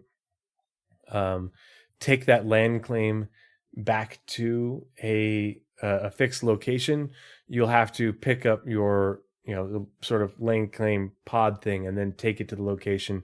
But it'll be interesting to see how that works in terms of like, okay, you're out in the middle of nowhere and you plant the thing and you tell it you want it to be this big, and does it just automatically deduct X amount of UEC from your account if you're within comm relay range, and if you're not, you're out in the middle of nowhere and it's unclaimed land, it's not claimed by pirates or a militia or anything like that, then do you just go about your day and you don't have to pay anything, and it just sets that claim up, or do you even have to do the claim at that point? So yeah, it'll be interesting to see. So we don't need to play the rest of this, but the link is to the video is in chat if you wanted to go back and watch this. I think the interesting part is here where they mentioned what the impetus for all this was, and this basically was never planned or anything like that before they were able to develop landable planets. This was never a feature they were planning on having, because your planets were either going to be not landable, or they're going to be like, landing zones that you had a cutscene to go down and land at, and it was just a sort of a fixed interior. This was never an idea until about 2015 into 2016, when they're like, oh yeah, we can make landable planets. We've developed procedural planets. We can do this. And then they're like, oh, well, we should make base building a thing. And a year and some change later, here we are. They had the Pioneer concepted, and they've, done this rough concept of what the process would be like, and they sold the ship. And now we're finally 6 years later circling back to it, and we're going to find out why. So, the reason that we're just now circling back to this is in this question. So here we have the Star Citizen birthday AMA recap from 2020. So this is in 2020. Obviously, we're deep into COVID at this time. Actually, when this came out, I had literally just gotten back from Afghanistan. But there's two important questions related to base building in here that I wanted to go over. So one of them is, can you elaborate on the current thinking on how base building is supposed to work? Chris Roberts, we have some pretty exciting plans on the base building player settlement front. One of the fallouts of iCache, RIP, which we've been working on for full persistence of state and location of all dynamic objects in the universe of Star Citizen, is that recording and restoring a building you've just constructed is really no different to remembering where you dropped your coffee cup on some distant planet, or which shelf you placed it on in your hab. Basically, iCache will enable us to allow all of you to settle the stars. And at this point, Rival just donated $5 to stackup.org. Thank you so much for the donation. Really appreciate your support. Thanks for coming in and hanging out this evening. I hope you're finding this helpful and informative. Yeah, really appreciate you going the extra mile, especially since in 4 days it will be the Marine Corps birthday, and in 5 days it'll be Veterans Day. But so basically, when this came out, they were well into development on iCache, and they hadn't reached that point in like mid 2021 where iCache, they got to the point with iCache where they realized it wasn't going to meet their needs. And so they were probably already working on some of this stuff that we saw at CitizenCon last month at this point, because they thought that iCache was going to do what they needed it to do, what persistence is allowing for. And that's where this ties in. That's why we're just now seeing this, is because now PES is in and it's working, and they know they can move forward with this.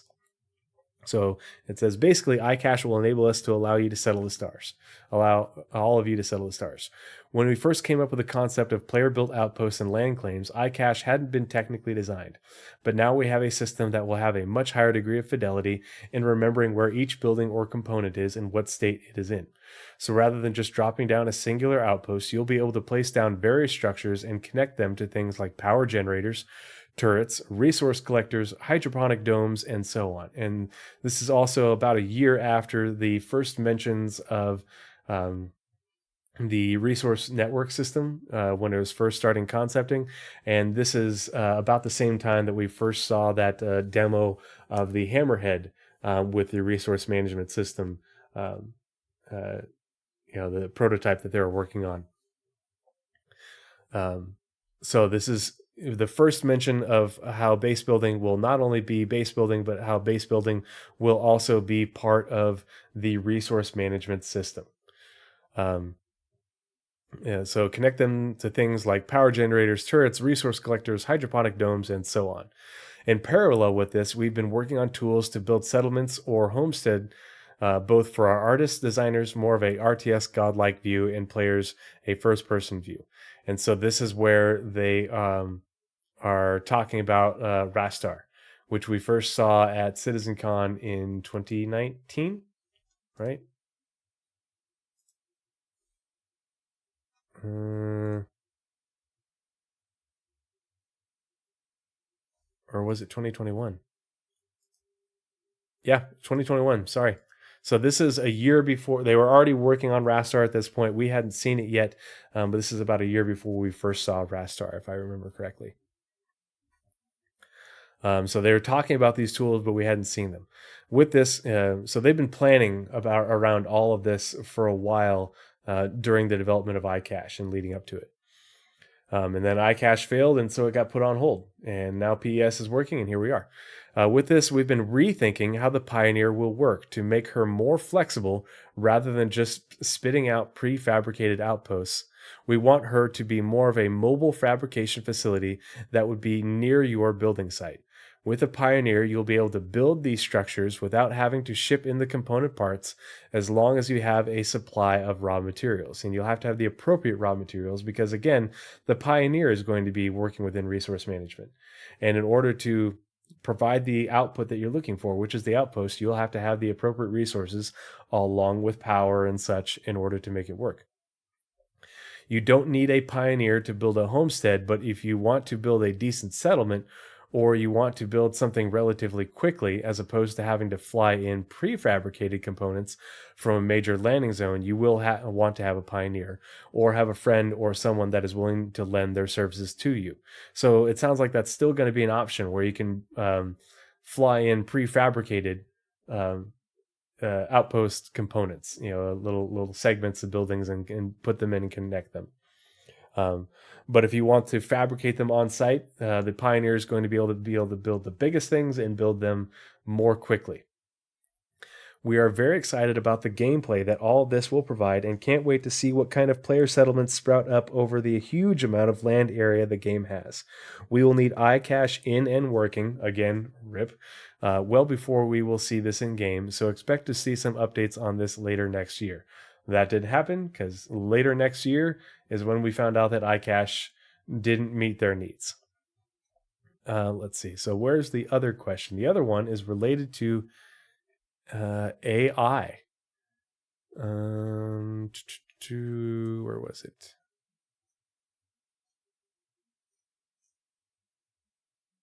Here we go. So how do you envision NPC crew gameplay? Todd Pappy, same Todd Pappy that just told us about base building. So, first steps are building out the player functionality to those roles, captain, engineer, etc., similar to pilots and turret gunners.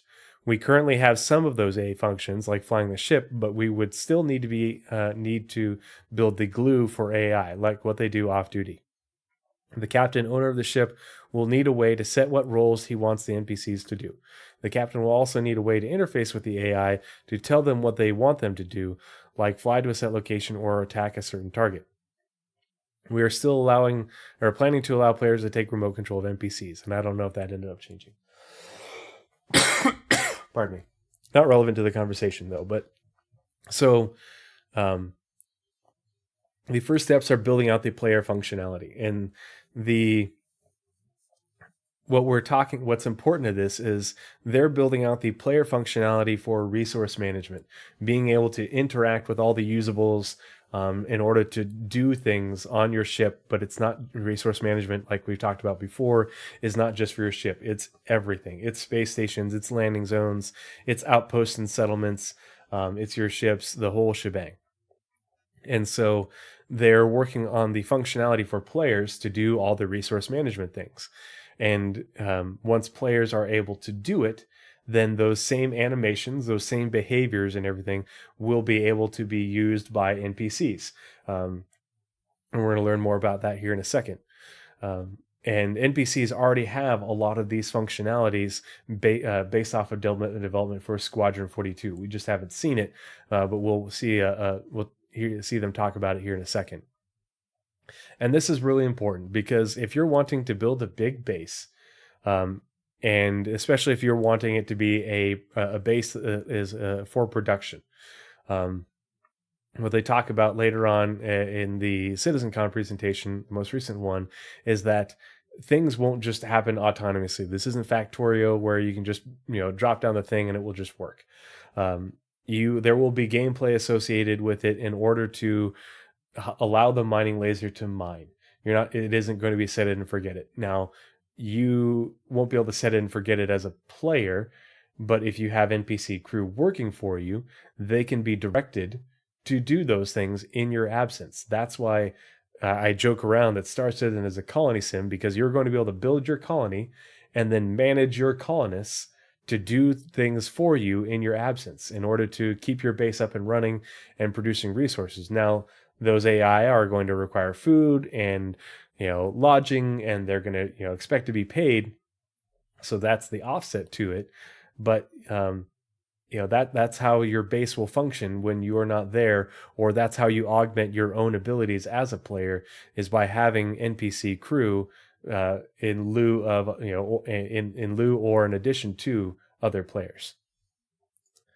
So this video is from May 28th, 2021, Star Citizen Live Game Dev Building NPC Behaviors. And so I think that so we're going to listen to this quote. The quote is the important part, and then we'll look at a behavior real quick. Let's see, it's at 17:18. And this is again related to the AI. And so the quote is going to come from, what's his name? Ranakuchi, I forget his first name, but he's the one that demonstrated all the AI behaviors that we just saw in combat at CitizenCon, as well as talked about the trait system.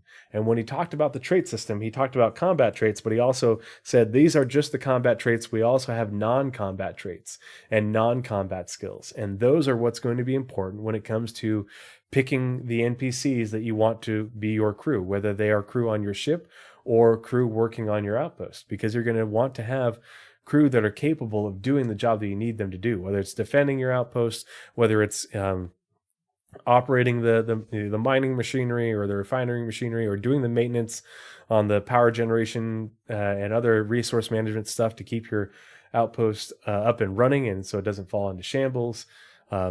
Those are behaviors and traits and skills that the NPCs need to have, and a lot of that stuff is already being worked on for Squadron.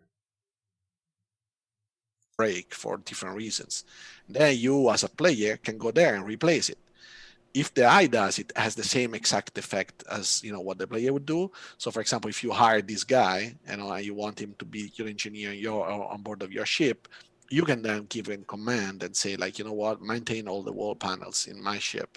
Or, I see in my, map that this wall panel is broken. Can you repair exactly this one? And this is how we are building these behaviors, that they are sort of API of interface where you can control them. In essence, it's like designer writing a mission are kind of doing the same as a player would do when they, give commands to an NPC.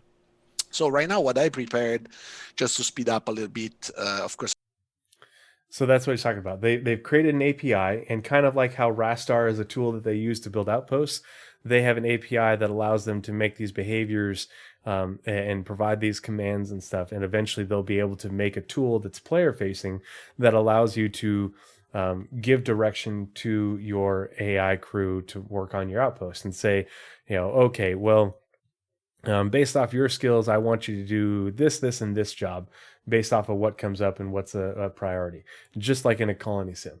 And then I want you to do this, this, and this job. And if you're there and you notice that something's wrong, you can give them a direct command, just like in a colony sim. I want you to do this right now. Don't stop what you're doing. Go do this. Let's see. It's farther up. Let's see. Was it 1841?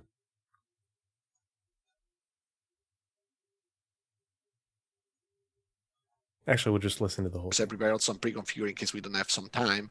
But the idea is like I have some default object. Let's say, art creates for us some objects that we can use as a reference. In our case, we have 3 objects. That is the wall panel, the actual sub-component, like that it will be the fuse, and the relay.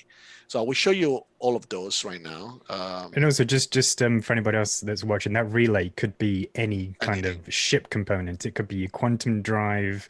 It could be a shield generator. The idea is that, you know, the wall panel is supposed to house any of those type of components, and it could be in any environment. The engineer is more of a infrastructure maintenance person versus a mechanic that is.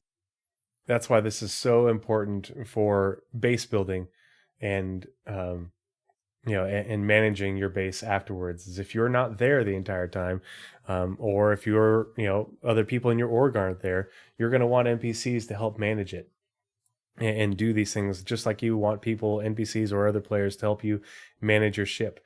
And the way they've built this is so that way they can, you know, regardless of what the component is, you know, if it's an interactable, then the NPC can interact with it and do the behavior and the function that is necessary to either repair it or you know, do the essentially the script, you know, in order to, all right, you're going to do the script, and then the mining laser is going to mine for an additional, you know, 10 minutes and create an output, and then you have to redo it again. Is more like, you know, small ship maintenance. So this one basically, yeah, absolutely. And this is like, you know, one of the example we use today. And you know, the relay, for example, right now is gonna be done something like this. Sorry, entities. Just prepare something we show, so at least I can find them very quickly. You know, we have something like this, and as you see, it's a little box, you know, where with some movable parts, and inside you can find some 3 component attached. How we do this one, probably Art already can deliver us like something with a default loadouts, where, you know, we can, in our, for example, in this case, this is the wall panel. We have 2. Let me put the wall panel as well. At least people can have like a visual reference to that. Basically, the wall panel template. You see, you have like 2 relays attached to a panel. And then inside each relay, you have 3 subcomponents. And what we want, of course, is like, we don't want to hard code any information like about repairing a specific wall panel type with 3, you know, 2 relay and then 3 specific fuses. We want this to come from the setup of the object. And this is what we will build today. So what we'll create right now is, those are not usable yet. Those are just piece of art. We want to make sure these objects become usable, basically.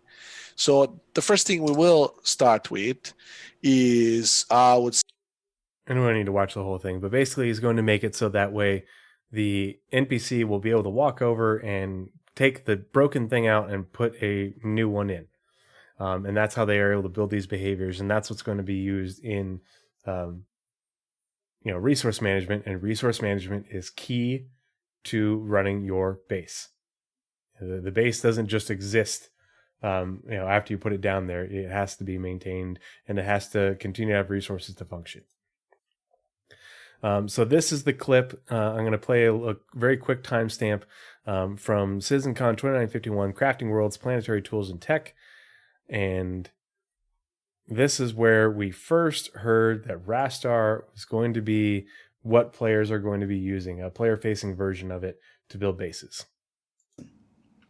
Well, today it's being used by our developers. One day, when it's ready and been thoroughly tested internally, we'll make a version available to you, the player. And Rasta is what will make you a pioneer.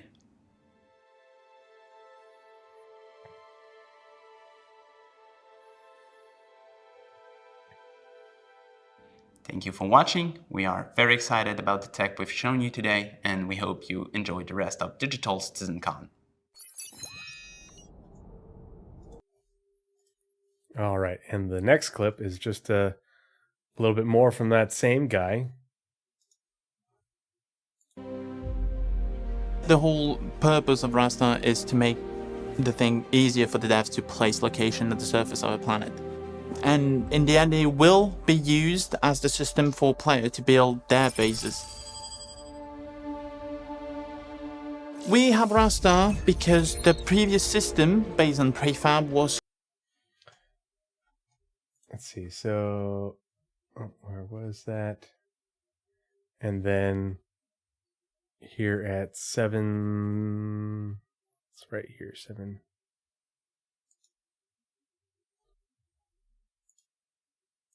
This next little quote is what's important because it relates back to the question of, will we be building space stations, where they said no originally with the Pioneer, but they didn't rule out building on asteroids. They said, yeah, it might be possible.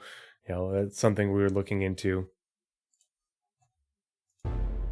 Backers should be caring about the Rasta and all these improvements, because that's the way we will be able to give you, the players, the most dense area we can imagine to keep in line and have all the planets, all the moons filled with POI and things to do on the surface, and maybe later in orbit of these planets and moons. CitizenCon. Maybe later in orbit of these planets and moons. Now, a lot of people took that as meaning space stations, but your asteroids are in orbit as well. Your asteroid fields, your asteroid belts. And so that's the interesting thing, is they've never specifically said space stations. Even in the most recent CitizenCon bit, they didn't say space stations. They just said we're looking at options in space. Oh, yeah, I just already had that clip. And then when the Galaxy was, let's see, this was last year? Yeah, last year, I believe. When the Galaxy was released, everybody was all excited about, the 3 modules, but a lot of people missed that others, manufacturing and other modules coming at a later date. We don't know what those other modules are, but we do know that they planned on making a manufacturing module, which they reconfirmed here in the CitizenCon presentation, Destination Adventure. And so we're not going to, you know what? Let's just watch the whole thing. It's only 10 minutes. I'll pause a little bit here and there, so it won't take us all that long, but we'll watch the whole presentation with Todd. Come on, I can't hear you. All right, there we go. Just because it's so dang cool. So, we'll be talking today about something special. It's an update on something that we talked about a little while ago, but we feel it's the future of Star Citizen, and it's the culmination of multiple different game systems coming together. So why don't you play the video?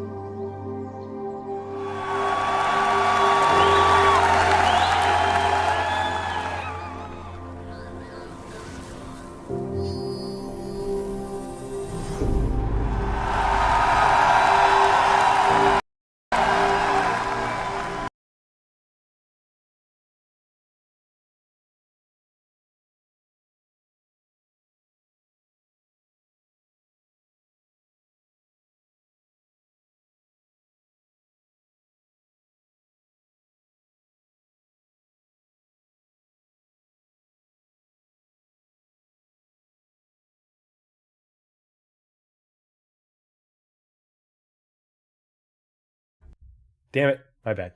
So this image, when we're watching this preview, is really interesting to me, because when we first saw the Pioneer and its concept of base building, we were seeing the outposts, the old ones, the old style that we have in Stanton.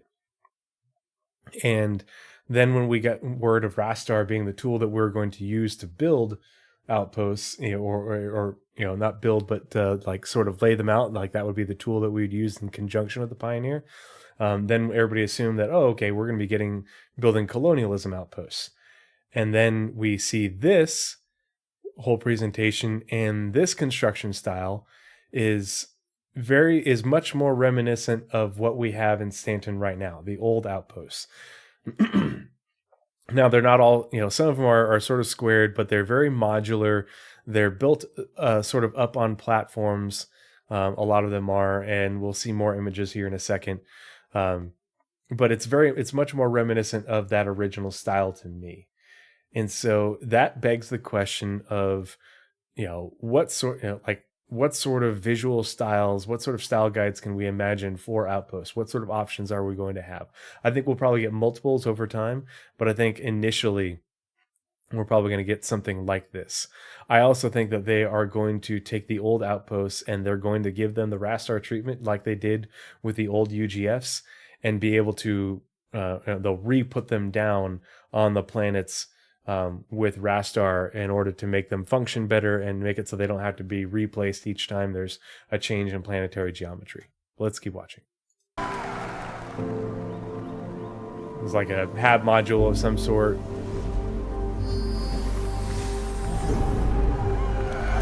There's a garage.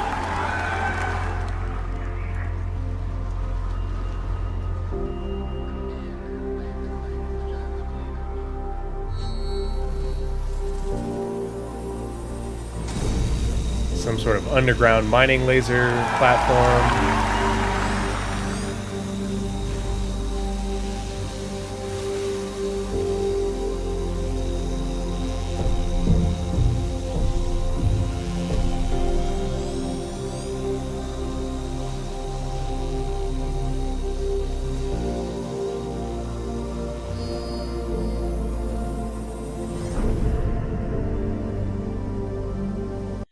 Again, it's built up on like piers. But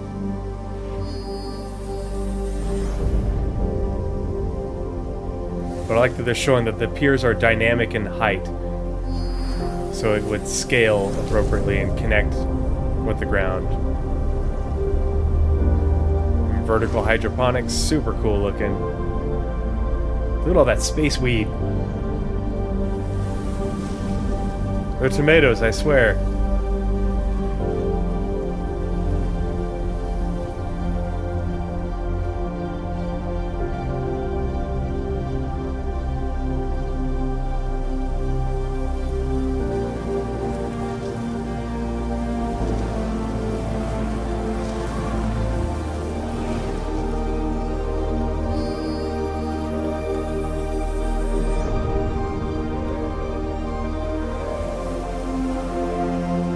And I like that the structures, like you've got rounded ones, you've got more squared off ones. There's more art styles versus what we have in Stanton right now, which is lots of squares and rectangles. There's a defensive turret mounted right on top of it. Very cool. Looks like you could put another one right there. Give me the guns.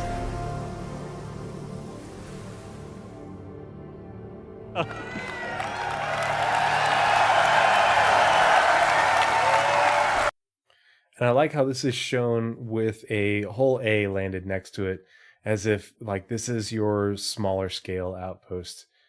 To me, that's it can't confirm anything. They don't specify, but that was the vibe that I got. That small group of people, a whole A bringing in materials by the load, and these are the sort of structures that you're building. But we'll see. All right, so base building.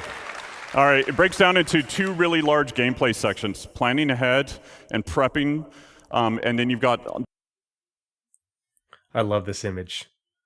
More of what we just saw, like the same modules, but you can see the connecting sort of like hallways between them, and you can see how sprawling this structure really gets. But this is really cool. Like, okay, sweet, my site, my land claim butts up against a lake or an ocean or something like that, and you can build out onto the beach. Like, that's what I want. That just looks amazing. But then, things are separated. They don't have to be connected, but depending on like this might be a habitable planet, and so it's worthwhile, and okay to have them not connected. But maybe you're on a moon. You can land a loaded hull A. You can't land a hull C. And last they said they were planning on making it so a loaded hull B can land on a planet too. That was the last we heard. But I do like that I can imagine, a planet with a not, human friendly atmosphere. You could just have everything connected, and you can just go in one airlock and then walk around between the modules, and take off your suit and wear normal clothes. It's very Interstellar. The on-site where you're actually or not Interstellar, Martian to me. Going to build. So with that, you need to figure out what your goal is. Is it to have a home with a nice view and relax? Is it to have a trade? See, you had your C2 or whatever bring in the Atlas with the big old trailer thing, but then maybe you're just, after that's, somebody dropped that off for you, and maybe after that, you're just bringing in loads of goods with your whole A's. Who knows? But I like how that's incorporated into it. Trading post where you want to create and sell items. Is it to gather resources available and move on to the next area, or is it to be off grid and be completely self-sufficient? So with that, resource gatherer and then move on to the next area. I think that's pretty important too, because you may want to, just set up an outpost, and gather the resources and ship them off, but you might not want to have any permanent habitation there. And then once the resources are depleted, because that is going to be a thing, it's something that they reiterated in that 2017 video where we skipped that talk with CR. If you want, I'd say go back and listen to it, because there is more information in there related to this. It just gets kind of long. Yeah, so MCV, that's my question, Blizzrad, is this trailer made by someone else and it's being pulled by an Anvil Atlas truck? I think that would be a cool partnership, kind of like, you have your RSI constellation and it has a Kruger, Merlin or Archimedes, or your Anvil Carrack and it has an RSI Ursa rover in it. A partnership where you're towing it with an Anvil, Atlas platform truck, but this is a Argo manufactured trailer vehicle. I don't know. It's just super cool. But yeah, they talk about how you might just want to be here temporarily, and then you disassemble the structures and you pick them up and you move them to the next spot and you reassemble them there. Next area, or is it to be off grid and be completely self-sufficient? So with that, with your prep and everything like that, we've got blueprints. So the recipes, everything in the game is fabricated from a blueprint. Players acquire blueprints via reputation rewards, missions, or rare NPCs. With any blueprint, you can actually do research on it and then create different variations. With materials, ranging from the common to ultra rare, you might find them at the local shop or have to travel around the universe to collect them. It's really interesting that the example was a pistol grip. Like, are we going to be... Is it going to be that fine grain where you have to manufacture the pistol grip and then you have to manufacture the receiver and the barrel and the buttstock, in order to make a rifle? I don't know. It all depends on if John Deere wins right to repair in 2023. Yeah. Unrefined, refined, simple materials, or even complex components will all go into the fabrication. With this, then you got location, location, location. First area is high security, so you must purchase the land. The base is actually invulnerable because of the planetary shield tech. A security will show up to protect it as well. So they say planetary shield tech and security, but the base is invulnerable. And so that's why this is a little bit muddy. Because it's like, well, if my base is invulnerable, why do I need people coming to defend it? And that's where I have questions. If your base is will people still be able to they won't be able to destroy your base. Maybe the structures are invulnerable because of the shields, but can someone still infiltrate and steal your stuff? Because that's what I'm, functionally invulnerable, in that like an A2 can't come in and bomb it, but can someone come in and steal your stuff? You lock the doors, but someone can hack them, or whatever. But why do I need someone to come and protect it? Yeah. So let's rewind just a touch and re-listen to that. Location. With this, then you've got location, location, location. First area is high security, so you must purchase the land. The base is actually invulnerable because of the planetary shield tech. A security will show up to protect it as well. You pay for the privilege, you're taxed. So at this point, you won't have the best resources available. You won't have access to the best resources available on the planet. If you don't pay your taxes, the shields will go away after a period of time, and the base will become derelict and will collapse. Yeah, Ravel, that's the thing, is that it's not very specific, and so it does leave some questions about how that works, why you need security responding if your base is invulnerable.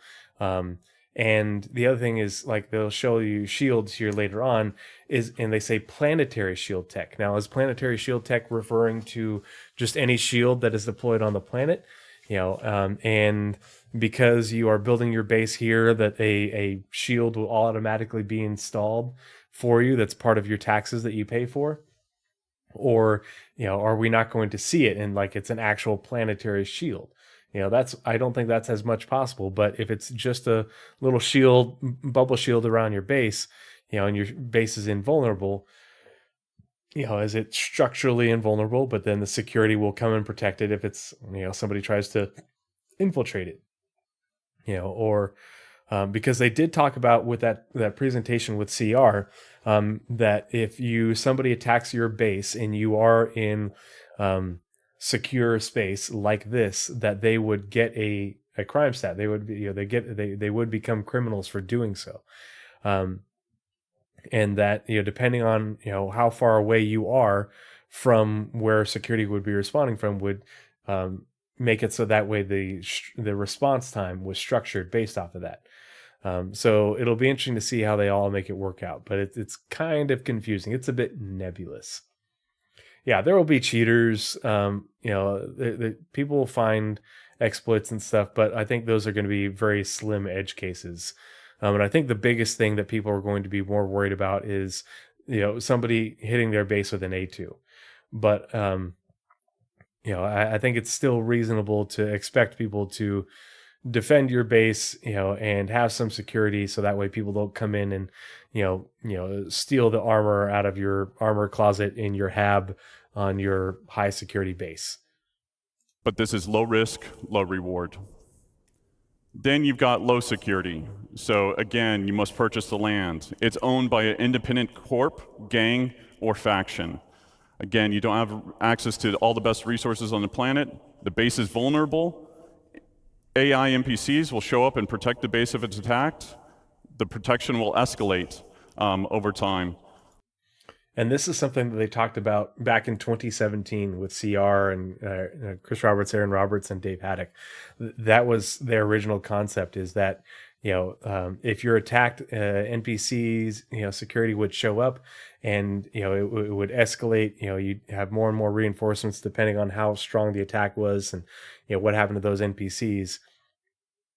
My question is, if you're not in UE space and, the land is owned by a corporation or a non-UE entity or a gang or something like that, will they own the entire moon, or will they own like sections of the moon? If you go to put your land claim down, will you say, oh, okay, if I put it here, then it's, I'm under this jurisdiction. But if I go, 100 kilometers to the west on that same moon, will it no longer be in that jurisdiction?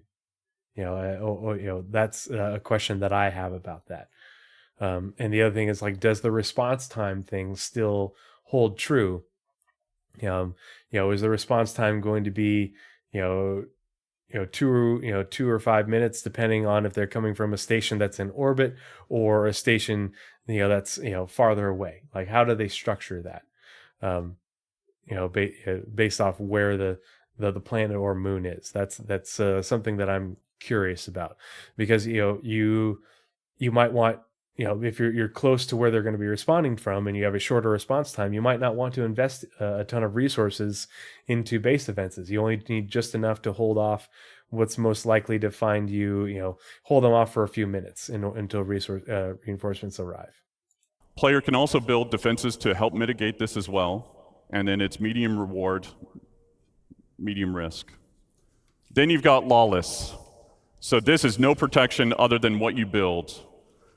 There's shields, anti-air. Players can disable the shields by getting close to them and destroying them. High risk, high reward.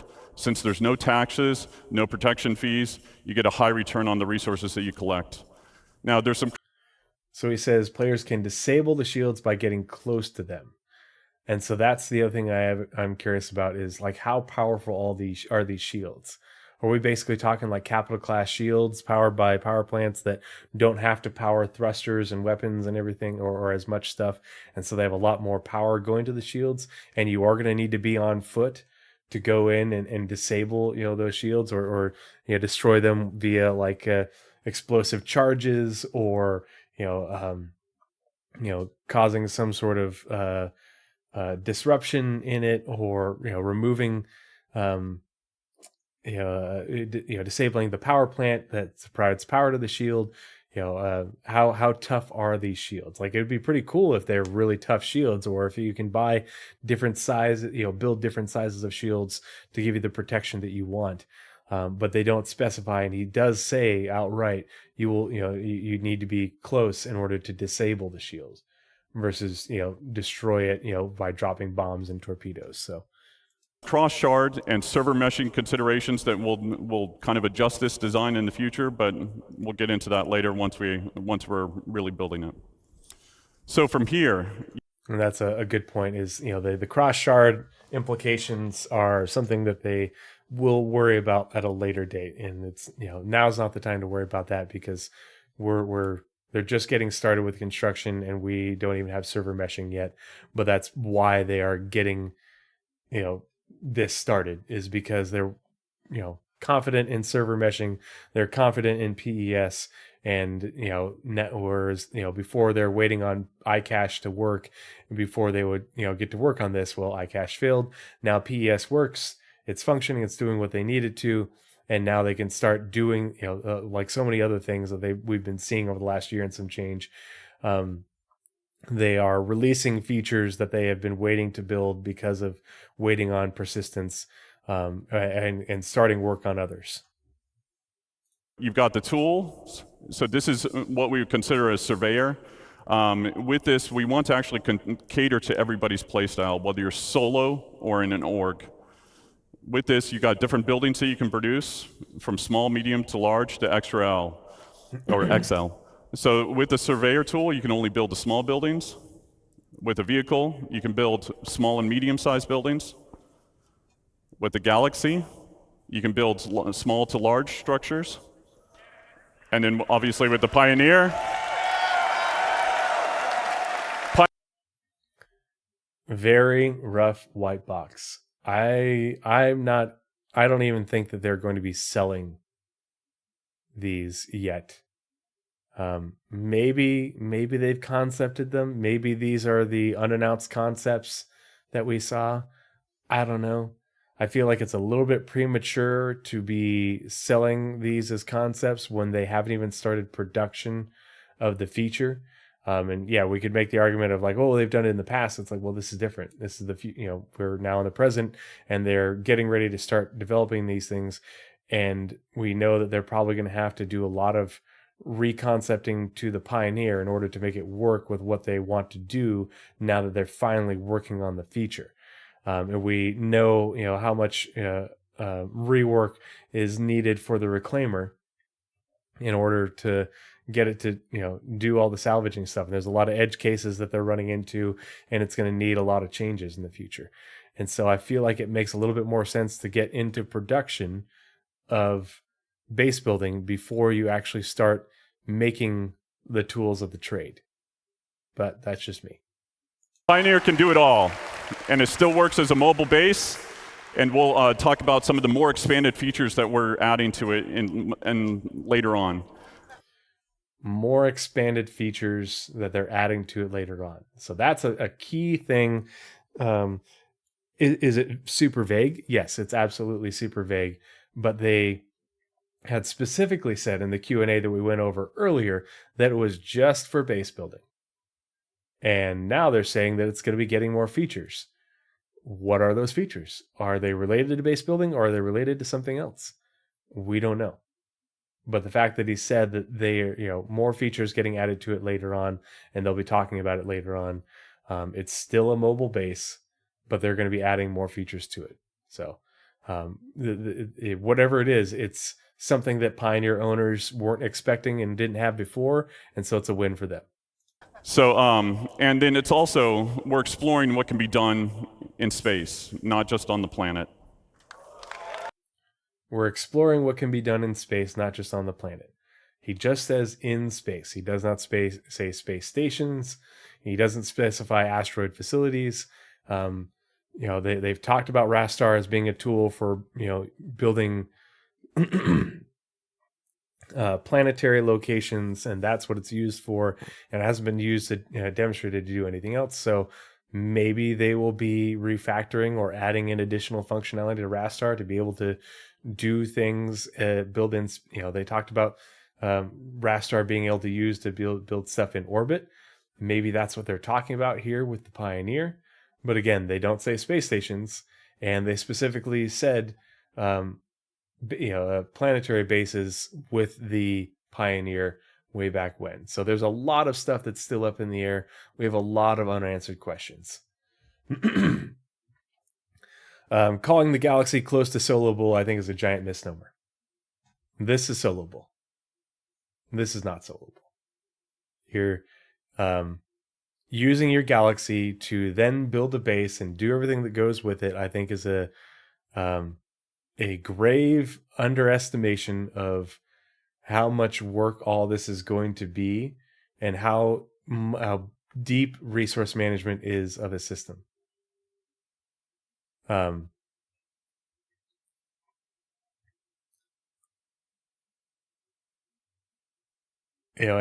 so Cyber Parsoman, you can be a solo player, and you can, crew your galaxy with NPCs, but you're not going to do it by yourself. You're going to struggle. It's not going to work out. You're going to fall behind.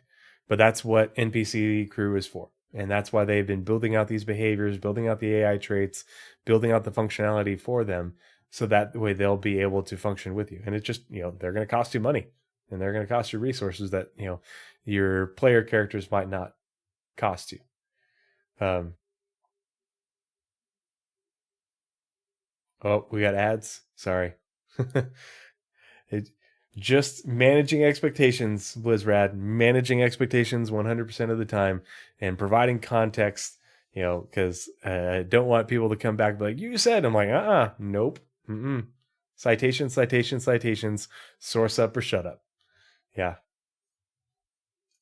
Sorry about the ads. I know that they're a pain in the butt, but, if you don't like ads, you can always subscribe and help stackup.org. And that's a really big thing with all this, is they don't specify what small, medium, large, or extra large buildings are. They don't differentiate at all. They don't give us any concept of what that is. They just say that there are going to be hard limits. And I think that's very important for managing expectations in terms of how big the structures you are going to be, the individual structures. Now, your outposts can be sprawling, but I still think that each individual structure is going to be limited in size, and you'll just have to build more small structures to have a bigger base. Or the mining laser extractor thing that you saw earlier, maybe that's a medium or maybe it's a large, we don't know. Maybe the one that you are able to build with your Galaxy is a lot bigger and more productive than the one you build with your Surveyor. Maybe that's how they differentiate it. But it's also going to be bigger in size, but also more productive. Your little house that you build with your Surveyor is just going to be a little house for one person. And you might be able to build some little ancillary buildings around it, but you won't be able to build a big house, your little tiny home. And so that's, I think, the differentiating of, like, how many people do you want to live at that base? Are you going to build a whole bunch of little tiny homes and it's going to take you longer, or are you going to build, several bigger structures with the Pioneer and you'll be able to do it faster? Because that's the other thing that they mentioned, is that the Pioneer will be able to fabricate faster than the other ships. So from here, you set off on your journey. So with the land claim, you put your tool down where you want, you launch the drone that is built into the machine, and then from there, this allows the player to access the base building and also land claim mode. With the land claim, so it sounds like you launch the drone, and the drone is going to be like your eye in the sky that gives you that top-down view to use the Rastar tool. And within that tool, you'll be able to say how big of a claim you want. It'll give you a scan to show you the resources that are there, and hopefully it'll give you the information of, like, okay, if I stretch it out this far, how much are my taxes going to be, versus if I stretch it out this far. Danger Hobo, I am totally, I don't play solo all that often. I much prefer to play with others. I far more enjoy it. If you want to see, how much fun group play is, go watch my VOD that I did earlier this afternoon where we did a relic expedition. It was just a blast. We had a great time. But you're definitely going to be able to have NPCs crewing your base just like they can crew your ship, doing the same functionality. They're already working on the functionality for NPCs to do resource management tasks, have been doing it for a couple of years. And so they'll be able to do the same things at your base that you'll be able to do, that other players will be able to. When that's coming, I don't know, but the fact that they're already working on it, I think, is encouraging. Yeah, 100% of streamers are liars, all of them, myself included. I'm totally full of shit at all times. Modes, the player can actually change the size and position of what area they want to claim, and it also shows you the cost and taxes associated with it. If it's in a so it does show you the cost and taxes associated with it. The other thing that's interesting about this is when I talked to the UI team at the VIP event post CitizenCon, Zane BN did tell me that they were already concepting and working on what it will look like for us to scan resources on a planet for this aspect. So that way, when you're doing this, and it shows you the resources that are within that land claim, how to represent that on the star map that they built. And so that way you can not only see it, on the area map that you're looking at, and your Rastar version, which will use a similar tech, but you zoom out and you go to the star map and zoom in, you still be able to see it and it'll be represented. In a taxable zone and you don't own the land, this interface will default to it. So if you own land or it's in a lawless area, it'll automatically go to base building mode. So with the overhead view of the land, you can actually place down buildings exactly where you want. You can see the resources beneath the surface, and then you can also place multiple buildings before you actually build. So you can see how it will all come together. You'll see the resources that are needed for it. And then you can also switch back and forth between different modes, which are showing off the resource network and how you link basically power generators to consumers. And then so within this, you're going to be building your own resource network system for your base, and you'll be able to plan it all out digitally before you even start construction. And it'll give you, it's basically you're creating a recipe for the base that you want to build, and planning it all out with everything connected. And okay, I need to get all these things, and who knows how long it'll take you to get all those things. And maybe you might want to look at it and be like, oh gosh, it's going to cost that much resources, and it's going to cost these rare resources that can be really hard to find. I'm going to scale it back. But I think that's super cool. The player can move or deconstruct existing buildings right now with no charge. Fabrication. So when you basically build these buildings, they don't come with any furnishings. And if you didn't bring any with you, then you want to build a fabricator. So you can build a fabricator. And that's the thing that another question that I have is, it doesn't come with any furnishings. It doesn't come with any of the interior stuff, the things that, because it's not just decoration, but there's going to be functional items in these buildings. I don't know if we're going to be able to fabricate them within your Galaxy or within your Pioneer, because they say you're going to want to build a fabricator. Well, why would I build a fabricator if I can just fabricate them from my Pioneer? I think that the Pioneer is, and your Galaxy and such are for fabricating the buildings, and then for the decorations to the usable items and everything like that, you're going to need to build a fabricator, whether it's a structure or a usable within a structure, a fabricator for making weapons or furniture versus a giant building size structure for fabricating ships. I think that's going to be how it's going to work, but that's a question that I have. Is fabrication via your ship the same as fabrication from a fabricator that you would build? So depending on what you want to build, there's different sizes of them that support buildings from decorations, armor, weapons, components, and even ships. And there's the big question. What ships are we going to be able to build?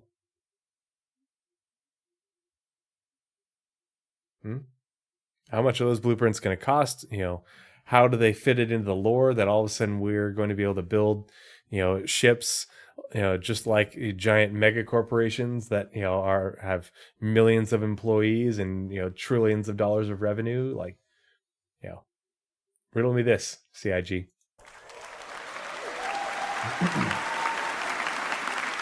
So like base building mode, you need blueprints, resources to craft what you want. Everything fabricated is produced it produces a physicalized entity. Stats and quality will depend on the quality of the materials actually used. Once you've done that and you've built your decorations, now you can actually fill the room the way that you want to fill it. So furnishings can be purchased at different locations, or they can actually be fabricated. You can do that via first person or in a dedicated mode in the Surveyor's tool. With that, you've got different types of buildings. So you've got utility style, which would be garages, freight elevators, landing pads, storefronts. And then you've got extractors. So with extractors, we want to make sure that nothing in regards to resource gathering is fully automated. A level of player engagement is always needed. So nothing is fully automated. A level of player engagement is always needed. And so I think that still means that like player engagement in terms of directing your NPC crew is still going to be needed. Because the NPC crew will be able to do that player interaction that you're talking about, but you'll still have to direct them to do it and give them the resources to do that, pay them to do it. But I like that, not only is it just a mining laser, but we're talking about drills and pumps, so for other, for liquid type resources, whether it's water or who knows what else, gases, you could have subterranean gases. And a water extractor. You're going to need water for your hydroponics bays and your space farm. And water is going to be a valuable resource. But I like that there's going to be multiple different types of extractors. So as Nick talked about before, there are different types of commodities, radioactive, perishable, etc. What you'll be doing is pulling out full containers. Then from there, it'll be repairing, or there's wear and tear associated with it, or even misfires like you saw in Thorsten's talk and Guillermo's talk yesterday. There's also upgrade paths for making them more efficient or resilient. That's really Power cool. generators. So with different types of power generators, there'll be some that are more cost effective as well as effective in different areas. Solar panels will not always work in darkness. Fuel generators will need to be filled up every now and then in batteries to store excess power. I think it's one of my favorite things is the wide variety of power generators, because these will having this much variety gives you a lot of decision making, cost benefit for where you place your base. If you go down there and you scan and you find that there's geothermal activity, over here, it might be worthwhile to place your base here and take advantage of that. So you're basically getting, very cheap power. Obviously you still have to maintain your geothermal generator, but if you're just using geothermal power, you're not having to pay for fuel or whatever reactant. It's everything. But yeah, Danger Hobo, what are you getting at in chat? Make your point.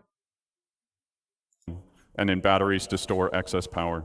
Wind. Then you've got producers. So things that will require the players to combine different resources to produce new items. And then you've got defense. Then you've got producers.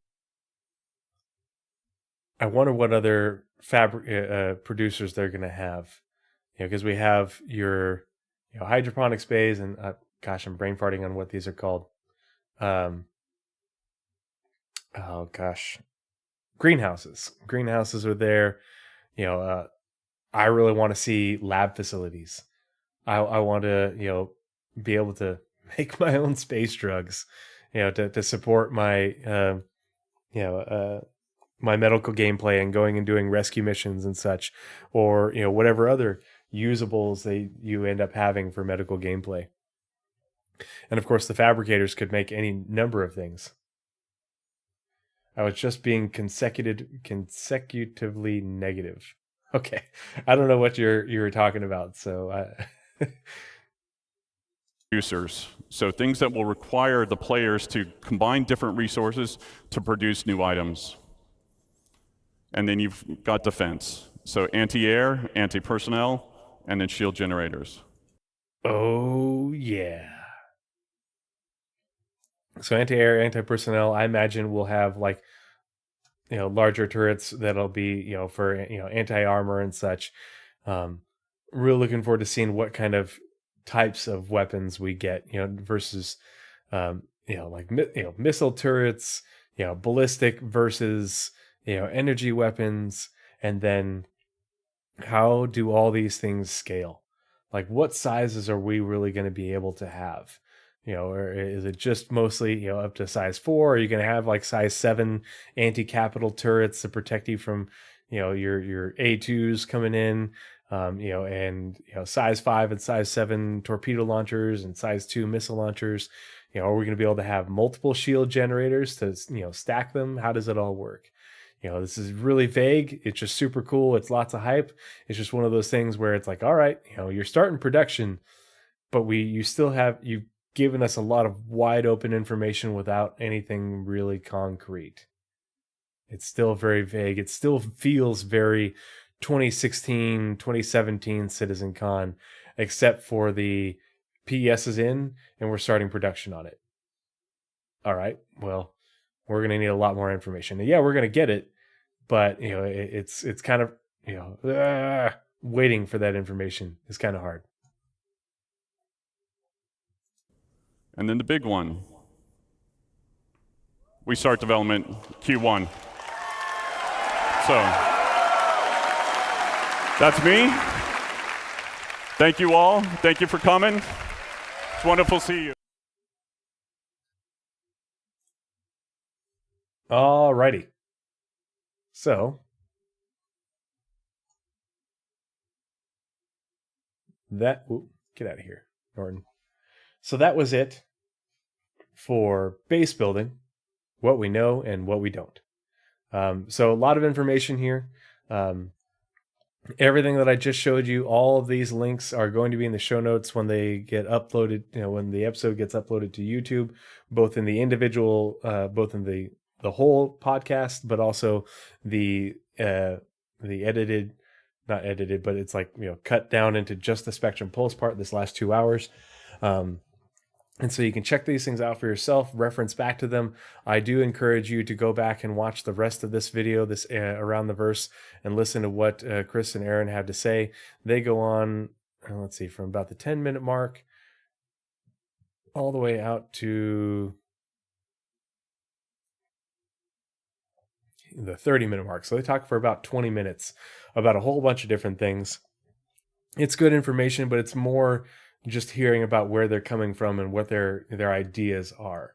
But it does help influence what we can think about where they're going with it. And a lot of it is very relevant to what we just saw from Todd Pappy. So yeah, I just want to say I really appreciate all of you guys hanging out in chat and talking with me and learning about this stuff and going through this information. I hope you found it informative and interesting, and that I hope you guys will join me and Nazeris again